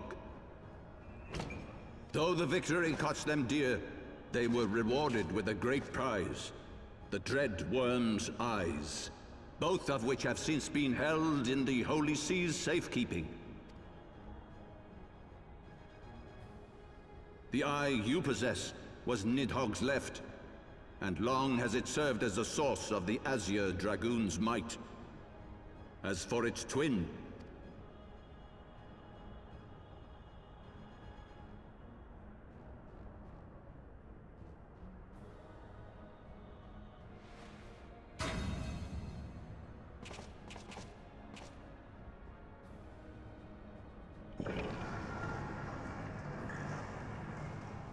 it has lain here, joined to the person of Haldreth, the first Azure Dragoon.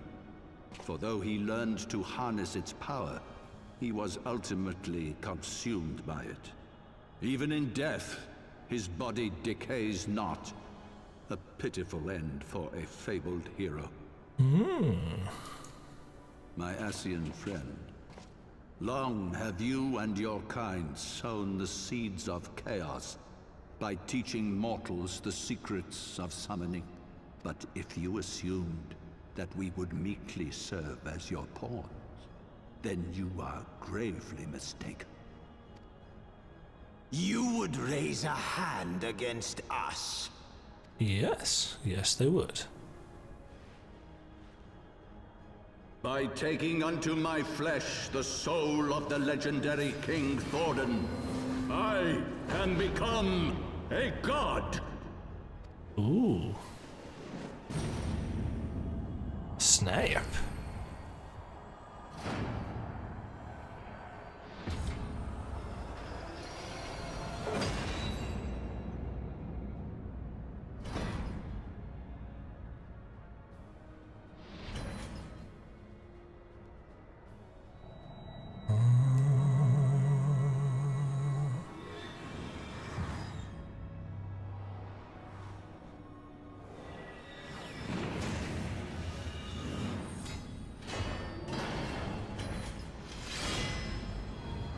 Now that's a blade of light.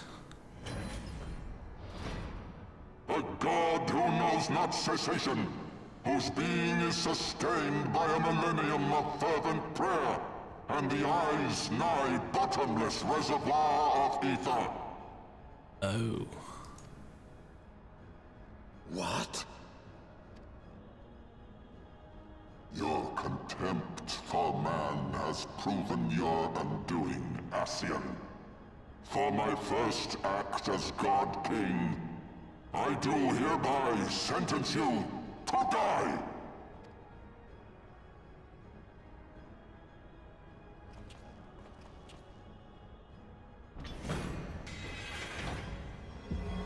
Slice.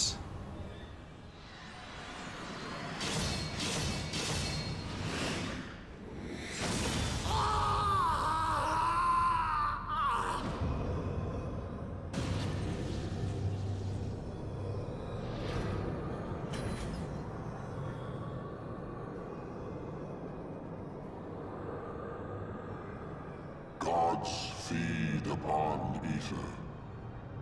It matters not what form that ether takes. Ascian souls are no exception. With this power, I shall put an end to 1,000 years of conflict. Be they sown by Ascian, dragon, or primal. Wheresoever the seeds of chaos threaten to quicken, I shall excise them with my divine blade and bring order to the world.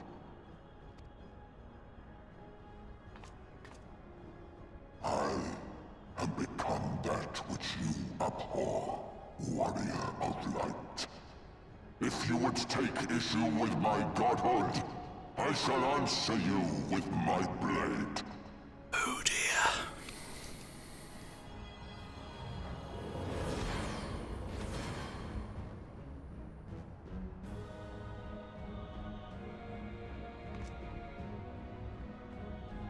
So he's made a meal of La Habrea to feed him, because of course Ascian souls, as Moonbreeder pointed out to us in 2.5 or something, Ascian souls are just ether. All souls are ether, because the Ascians are big and mighty and blue. So we're going to end Heavensward with the Singularity Reactor. Level will be synced. Oh, it was an average item level. Item level is not synced in this, but chances are it's going to take us a little while to get a party for it.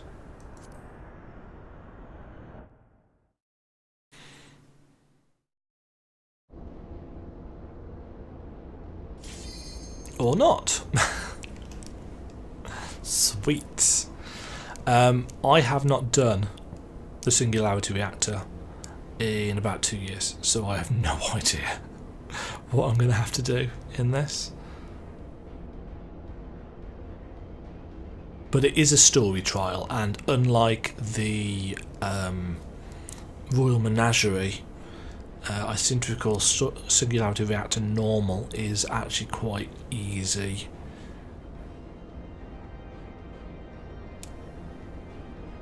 The extreme version, on the other hand, I've seen videos of, and that does not look easy at all. Come on, DPS. No.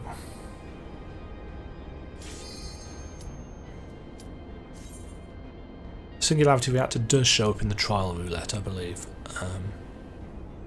And since it's only Wednesday, people will still be doing it.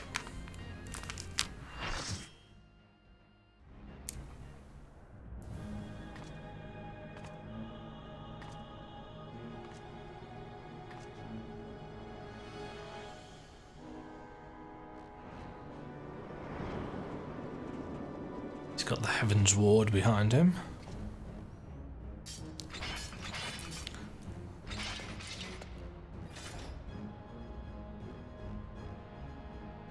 Brothers, the time has come to call upon the true power of the Heavensward.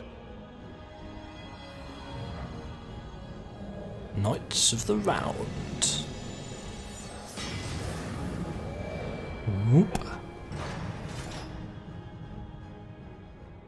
Fight me if you will, warrior of light. We will. I care not. All who stand against me will be destroyed, be they servants of the darkness or the light. By my blessing shall all men be sanctified, and an endless era of peace begin. Vice and conflict shall cease to be. You reject my divinity, yet what have you to offer my people in its stead? Bitter truth? Virtuous suffering? He makes a good point, to be fair. No matter.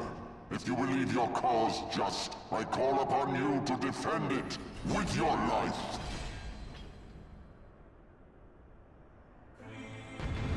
Bum, bum, bum, bum, bum.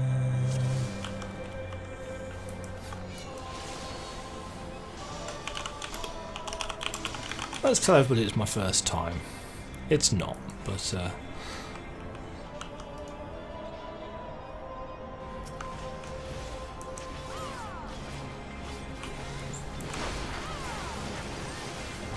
I assume I just pick up any ads that are summoned, but honestly I cannot for the life of me remember how this fight works. I remember the music's amazing. Ancient Quagga. Oh wow, that's nice of the round.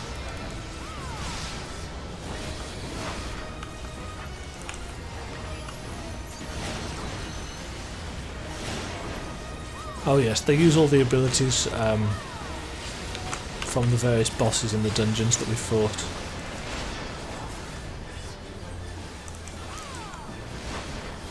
But yeah, he's getting his ass kicked.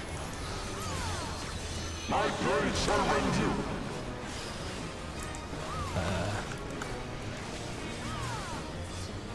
Obviously you don't want to be looking at that. And 4 people decided that they could.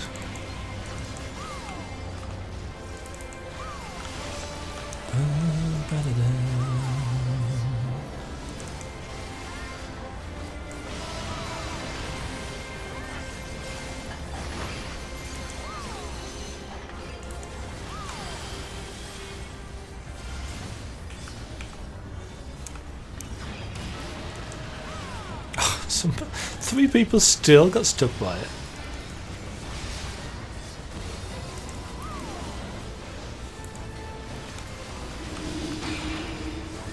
Stand on the pillars.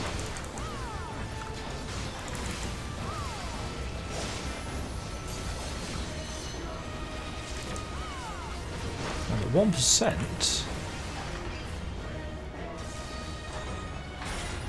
he will do his limit break, which looks amazing.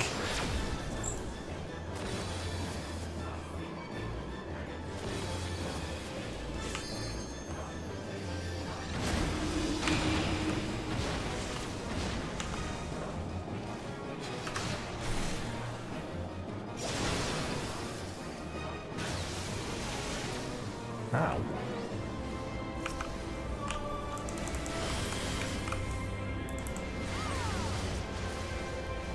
Some of these we do actually have to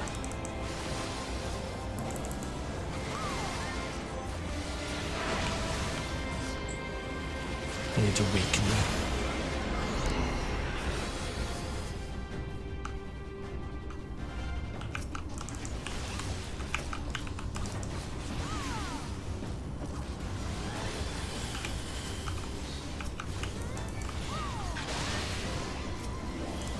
So you actually have to fight these. To be honest, this warrior clearly knows what he's doing, so I don't need to do a huge amount here. And we're taking practically no damage.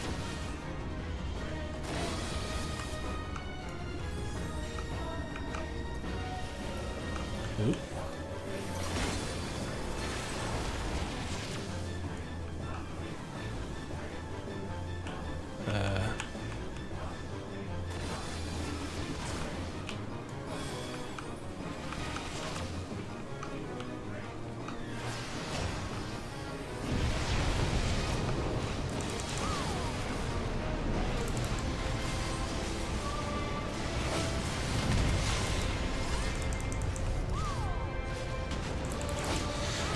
Kill all the bits and pieces.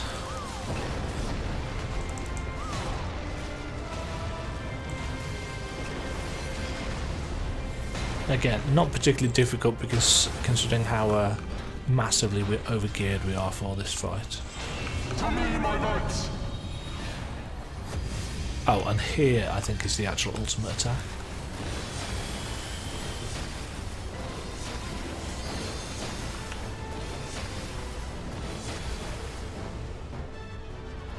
That's the lot. I shall bury you when you're released!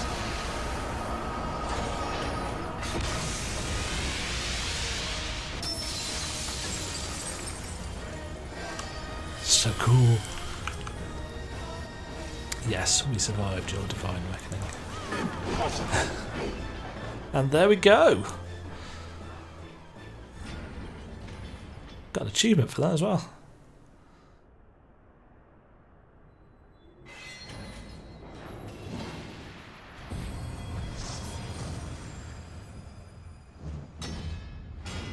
Don't know whether this releases La Hebrea. I can't remember.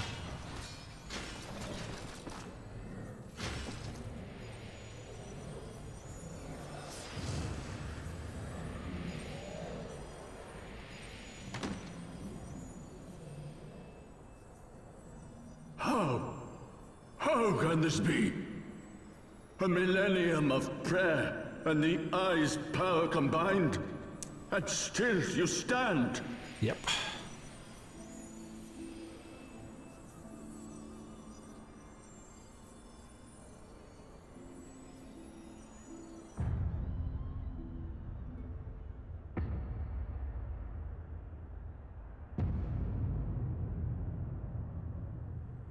Who?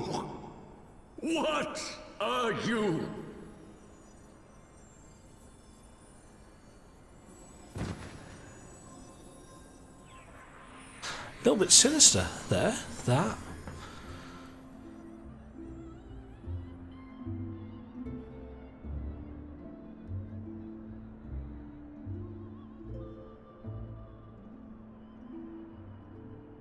Yes, that is the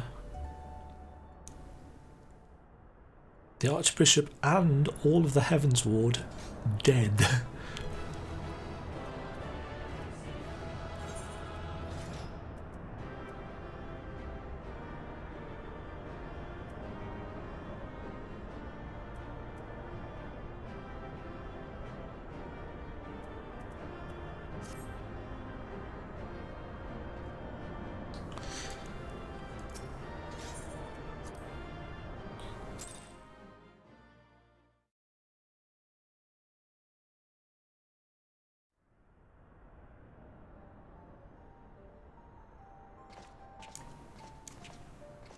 Hello, It Ffxiv. is over then. I had hoped that mine would be the hand to end it. But knowing you, there was little chance of that. Yes, we do have a tendency to finish things.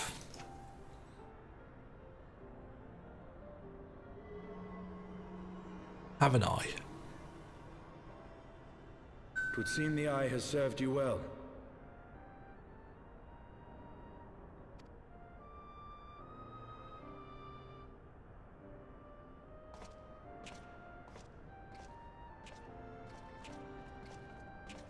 And here's the other one.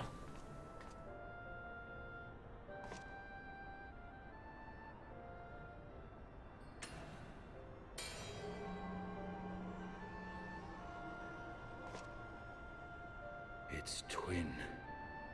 At long last. Should you be picking both of those up?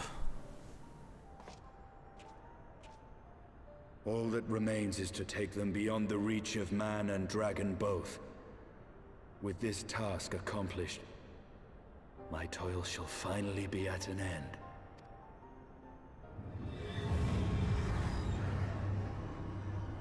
Uh-oh.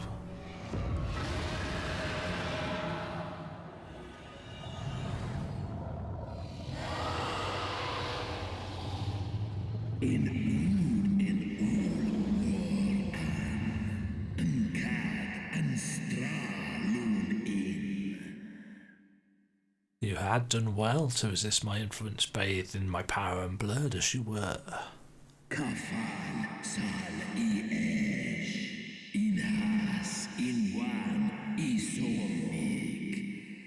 But in your anticipation of comfort, you have lowered your guard.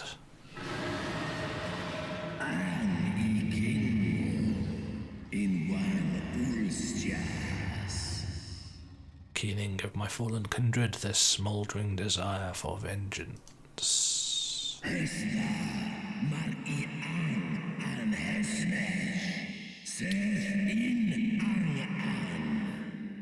My eyes have partaken of 1,000 years of pain, a pain which I shall bestow upon thee.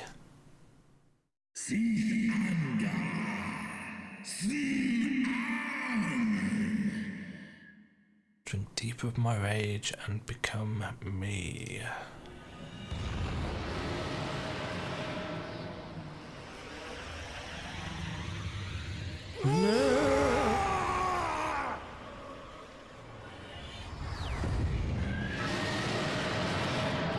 Oh shit.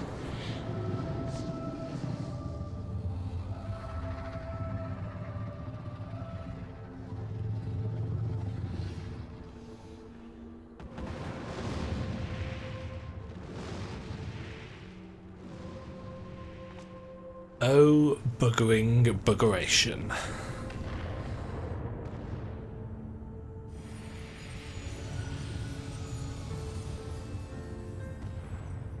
Nidhogg, my child, what hath thy fury made of thee?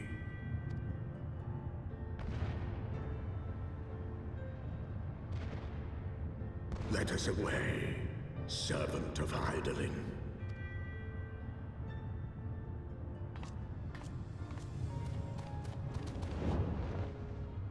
I did like the fact that Midgard Soma, when he decided to become a steed-sized version of himself, that he decided to fashion us a saddle.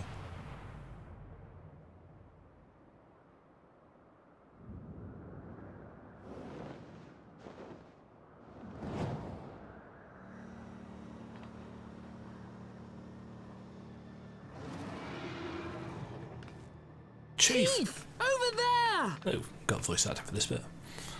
Oi! Oi!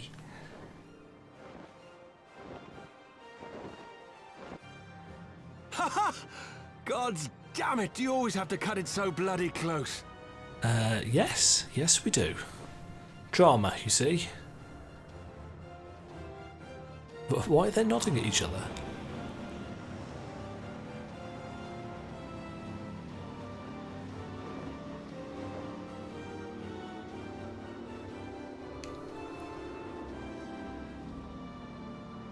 So we get the triumph music. It would seem she has done it again. Was there ever any doubt? No. Let us return to Ishgard. Our friends will be eager to learn the battle's outcome, and welcome back their champion. Did they not see Nidhogg in it? I suppose they didn't, did they?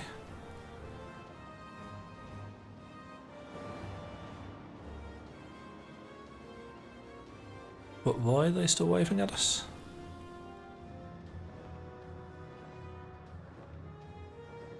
Where is Estinian? Ah, they didn't see.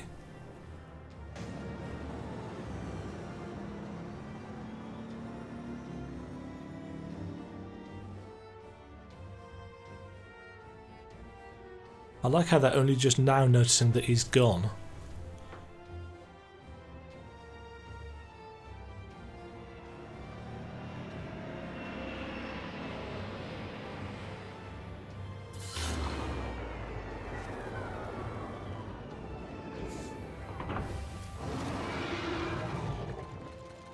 I wouldn't if I were you. Ta-da! I dare say you are the first soul in Ishgardian history to arrive in our city upon Dragonback. This scene shall be remembered for 1,000 years to come. Yes, indeed.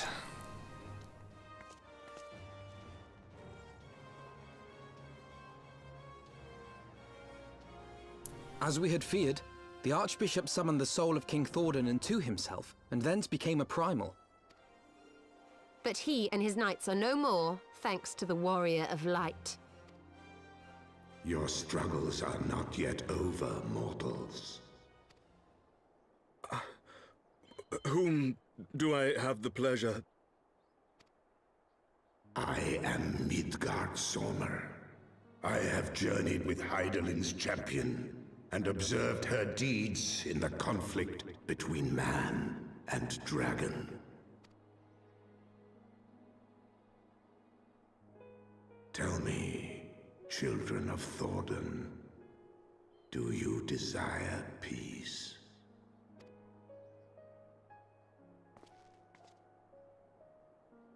My people have committed unspeakable atrocities against dragonkind, even against our own.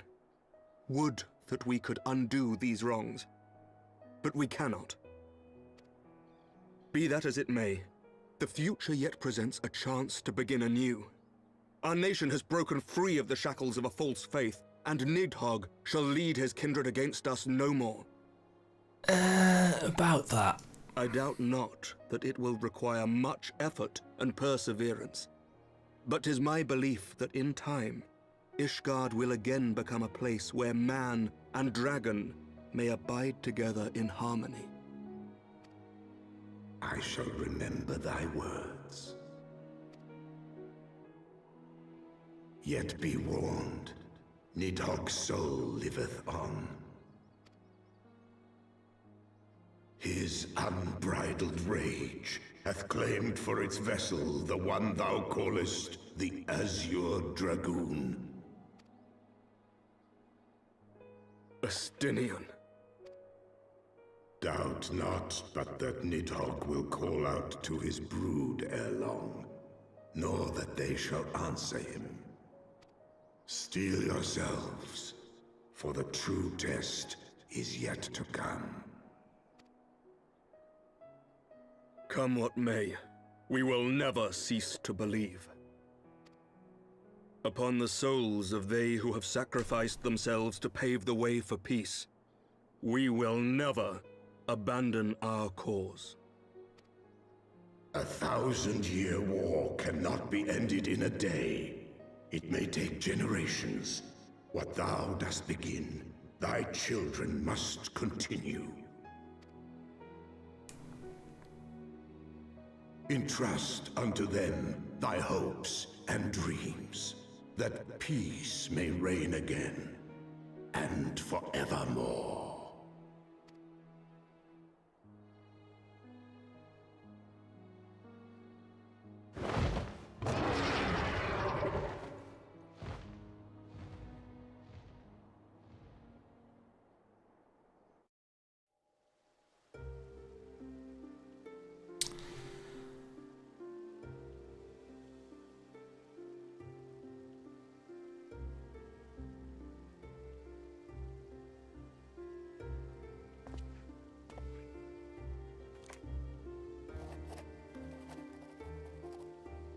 That's Emmerich rejoining the Eorzean Alliance.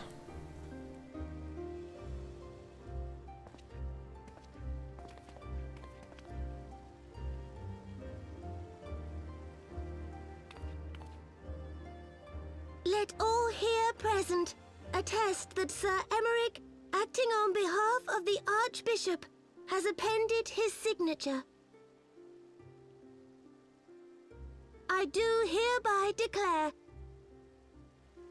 that from this day forth, the Holy See of Ishgard shall once more be counted a member of the Eorzean Alliance. Let our nations move forward as one and stand united against the Garlean Empire.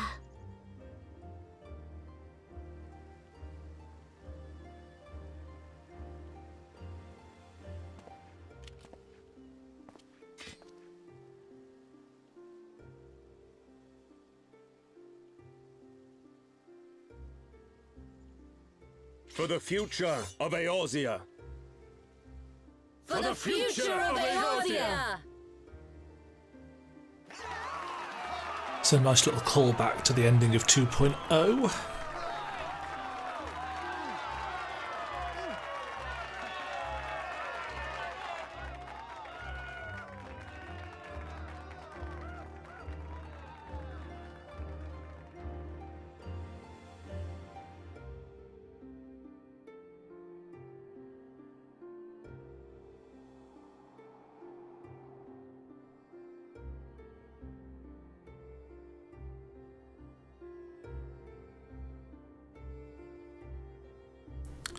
There you are.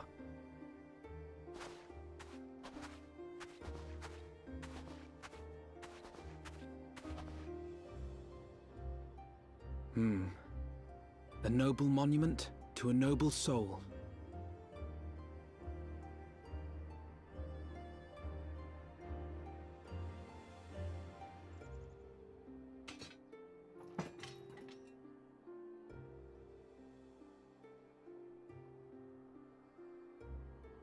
From here, Lord Orshafon can watch over all of Ishgard.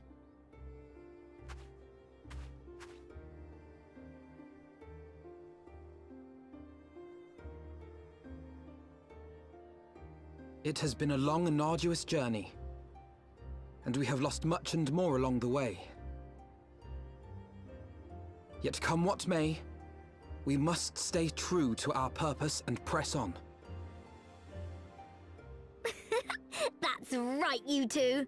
It's high time we got back to rebuilding the Scions. Which means we're going to need money! And lots of it! Oh, Tataru. You can actually go and visit this this grave site. And I recommend that you do so, actually, because a little cutscene plays out as and when you do.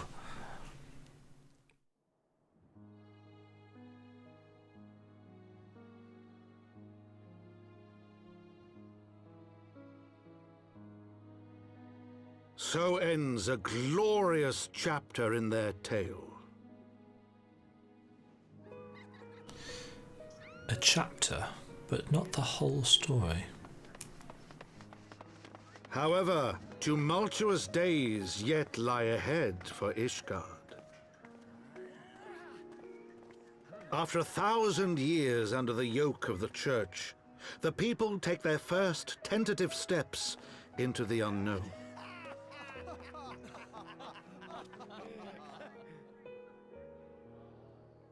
And though they spy a glimmer of peace upon the horizon, Nidhogg's vengeful shadow yet remains to darken the way.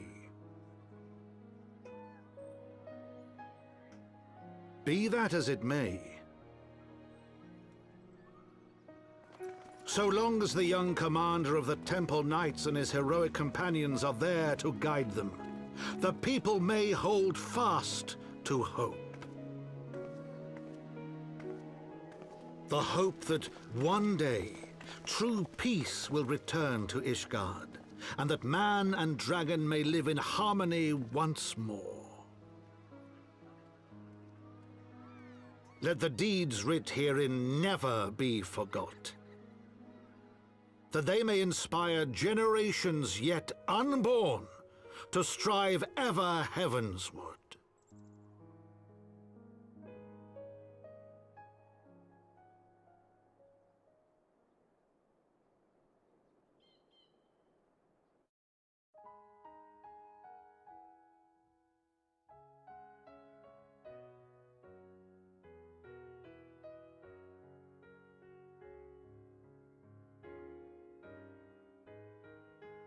I'm getting some weird audio crackling. I don't know if that's coming out on the stream or not. Let's check.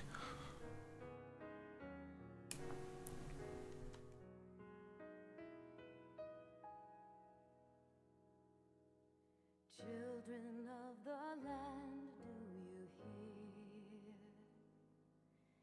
Echoes of truths that once rang clear. Two souls intertwined. One true love they did find, bringing land and heavens near. But flames that burn full bright soon fell dark. Memories dimmed by shadowed hearts. In the waxing gloom did wane the lover's moon, watching as their worlds drift apart. No, doesn't seem to be on the stream. It's just in my headphones. I'll sort that out afterwards. So there we go. That is the end of 3.0 Heavensward, the expansion story. Good chunk of hours. There was a lot of stuff, obviously, that we missed out in terms of side quests and so on and so forth. I really enjoyed Heavensward as a story. I thought it was very well paced. The only slight hiccup being the Moogle quest in the middle, which I think a lot of people had issue with. But even then, this time round, it didn't seem anywhere near as bad as what it was. And the kind of trek around Azizlar seemed a little bit meh and kind of pointless. But it gave us a good tour of the zone. And we did get some really nice lore with the Tiamat stuff that rounded out the story. But yeah, I've got very little in the way of complaints about Heavensward. I won't say it was a perfect story, and some of the voice acting in places was a little bit off, and some characters such as Hilda were rather underutilised. But from what I remember, and I must admit that's not a lot of my issues with that are made up for in the 3.x patch quests, none of which are particularly long, I don't recall. The Dragon Song War stuff, which is what happens in patches 3.1, 3.2, 3.3, 3.4, 3.5 and 3.6, or 3.5 part 2 as it's called. They deal with the fallout of what we have just experienced, so everything leading up to everything dealing with Estinian, basically, and trying to kind of cement the peace and the diplomacy involved in those.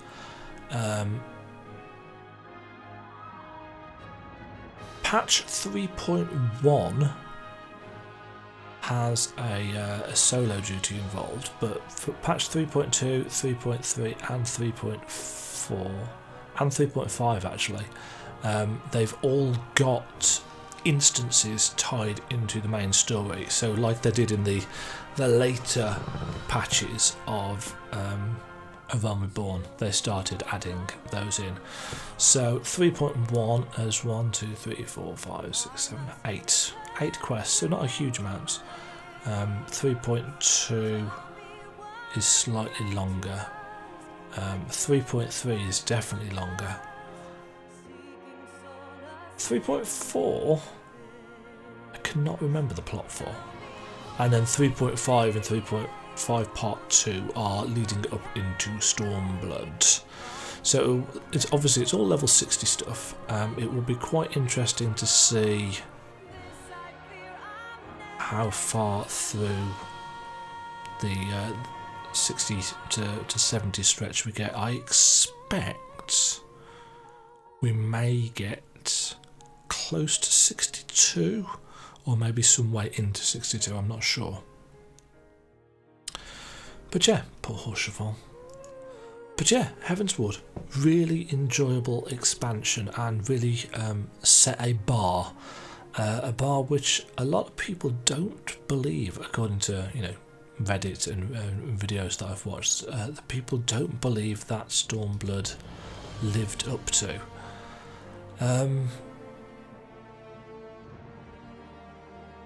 I'm not entirely sure I would agree with them on that, because I did very much enjoy Stormblood and thought there were a lot of good things in there.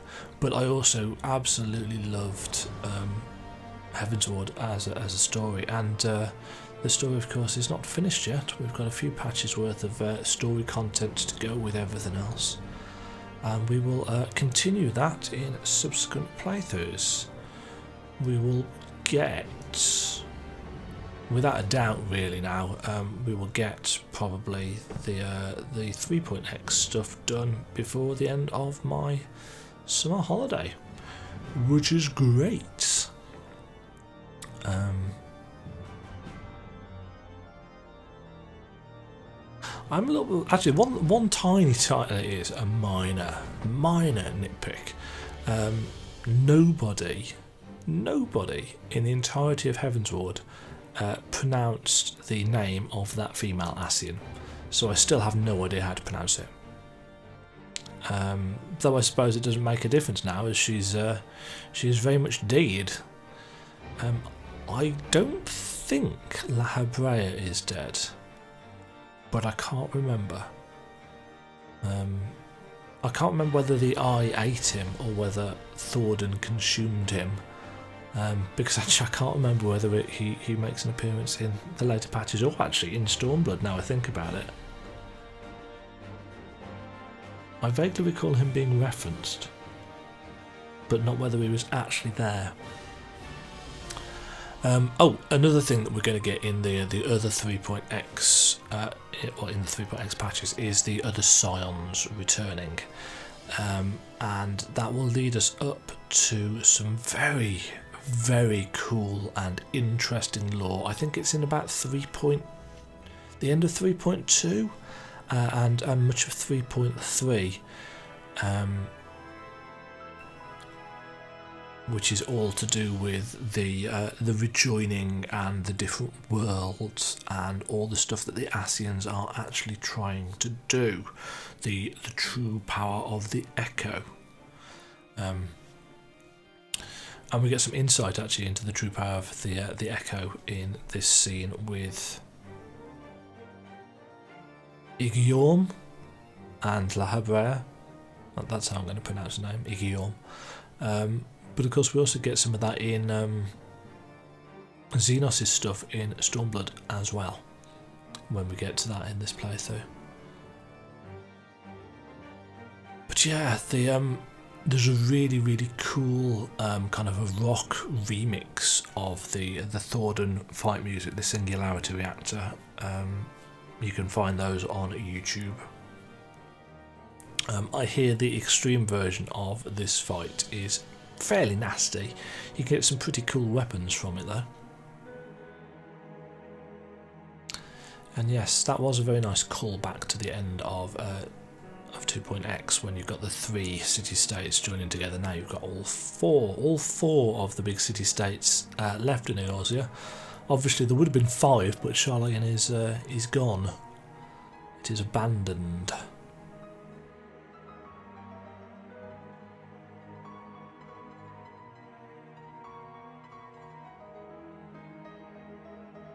I also find it kind of entertaining that Canny Senna can't lift a staff up iron. What more is there to say about Heavensward? Good pacing, good writing, good characterisation. The stuff with Azel, I thought was a nice kind of arc to her character from villain in 2.3 to not even anti-hero in 3.0. She was very much a hero, but coming at her heroics and her purpose from a very different angle. Orshifon obviously was the the one death that many people were affected by, but equally a lot of people were quite affected by Izel's death as well. And in fact, some people much prefer, if that could be the word, Izel's death as a more meaningful death. The other death that I was, of course, referring to was that of Thornton, the Archbishop, and the entirety of the Heavensward.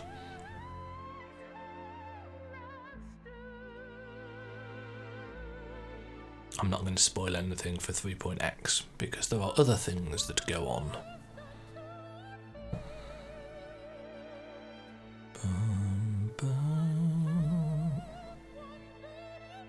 Lots of great music.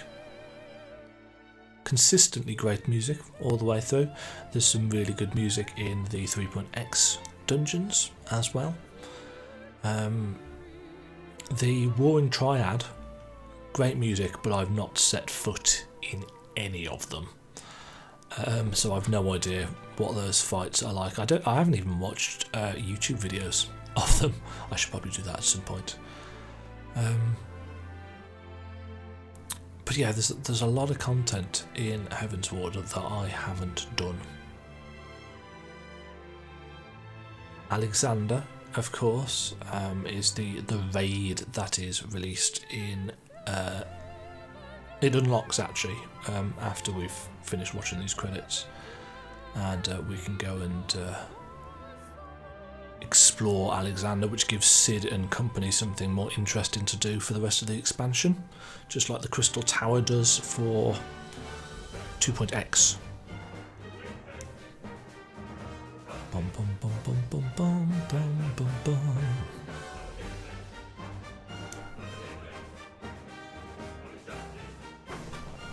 I can't remember how long these credits go on for. We're down to marketing, so we should be reasonably close to the end.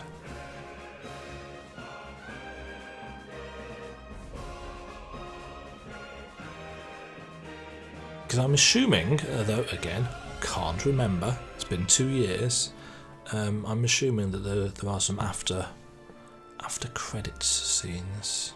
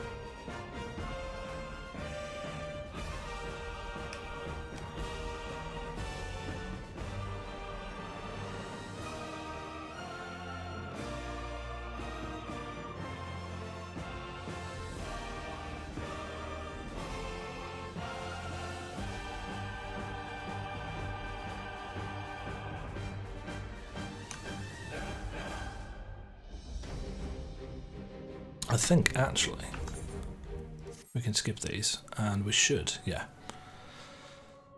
Right, it's Elidibus. We haven't seen him in 3.0 yet. So La Habrea and Igayorm have fallen. Oh! Ooh! Somebody does pronounce it. Igayorm. I was right. And La Habrea is dead as well. You'll notice he's stood on the moon. Bested by mortals in their attempt to initiate the Eighth Rejoining. That they should be so complacent. And now it falls to me to deal with the consequences.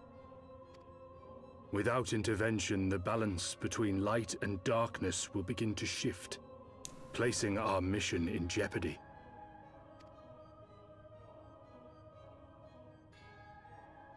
Hydaelyn's champion has grown too strong. Her might encroaches upon the realm of gods. Equilibrium must needs be restored. The time has come for you and yours to join the fray. Warrior of Darkness. Bum bum bum.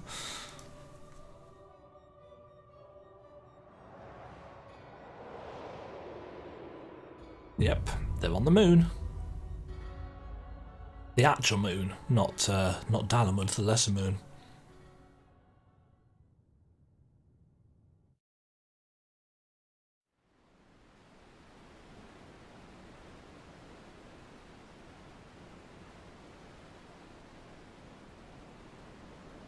And here we get the teaser for Alexander.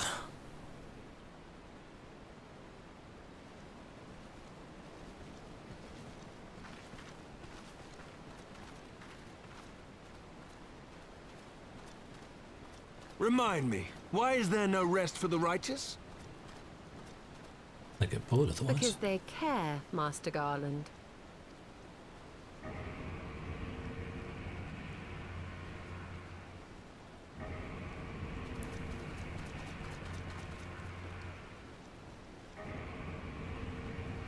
Just like Bahamut's Roar in 2.x, now we get Alexander stirring.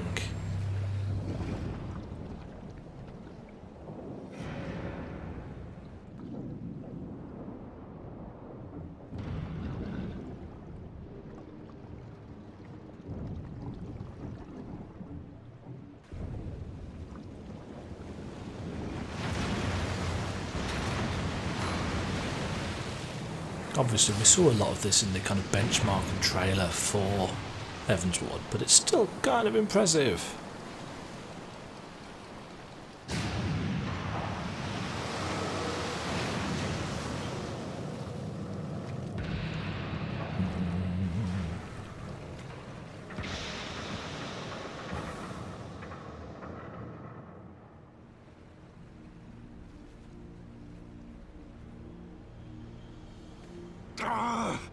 Of all the things they could have picked to play with, that's not a toy, you bloody fools, it's a primal! Oh.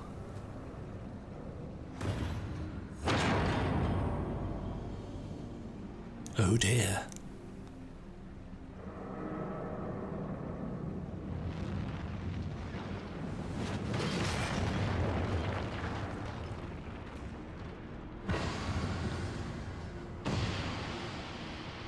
Yes, so the goblins, I believe, have summoned Alexander from the ruins. But again, I don't know the story of Alexander at all. I literally did the first 2 bosses, I think, in the entire thing, and that was it. Spires of deception crumble to dust to lay bare truths long concealed. That's all to do with the Archbishop and the Heavensward. Beyond simmering shadow lieth shimmering light.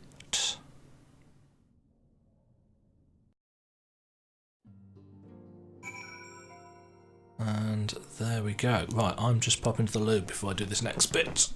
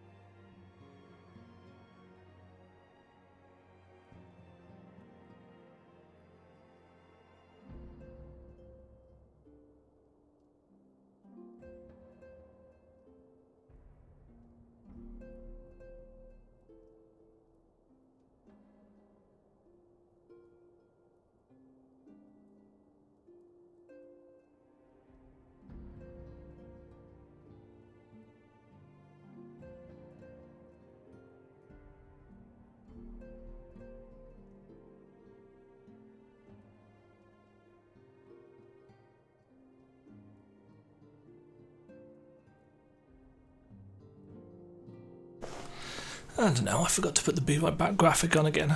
Fool of a took. Or fall of a lolafell. Okay, so after long years of estrangement, Ishgard rejoins her sister nations in the Alliance. Words cannot well express my joy. None of this would have been possible without you, my friend.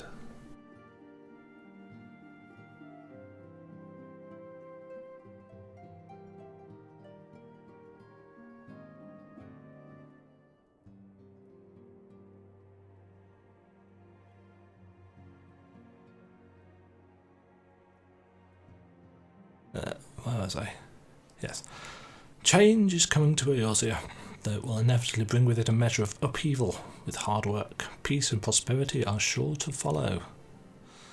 And yet, even as we look forward to the coming of a new age, we must need to be wary of old threats. The Lords of Garlemald have not relinquished their claim upon Eorzea. Yeah, because Regular still is knocking about.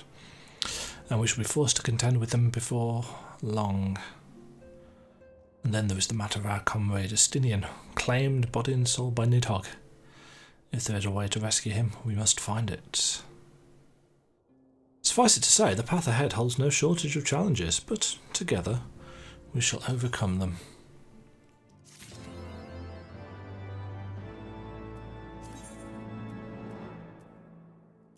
The End of Ascalon is the title. For completing Heavensward. And that is our next quest, An Uncertain Future, which is the start of patch 3.1.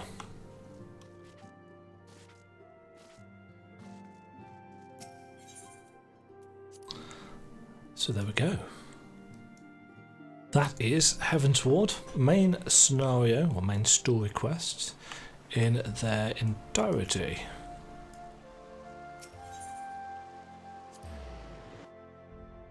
There's a lot of stuff to do now. There are quite a few level 60 dungeons that we can go and do and go and unlock. A lot of them are opened up. I think there's 4 or 5 that opened up with the main story, but the others are opened up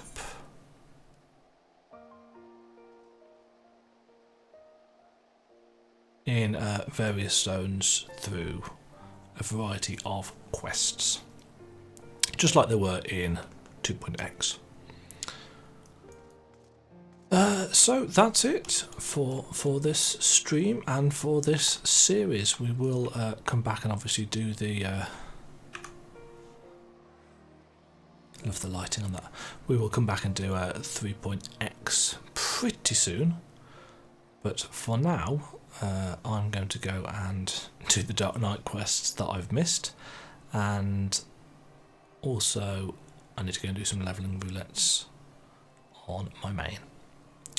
So for now,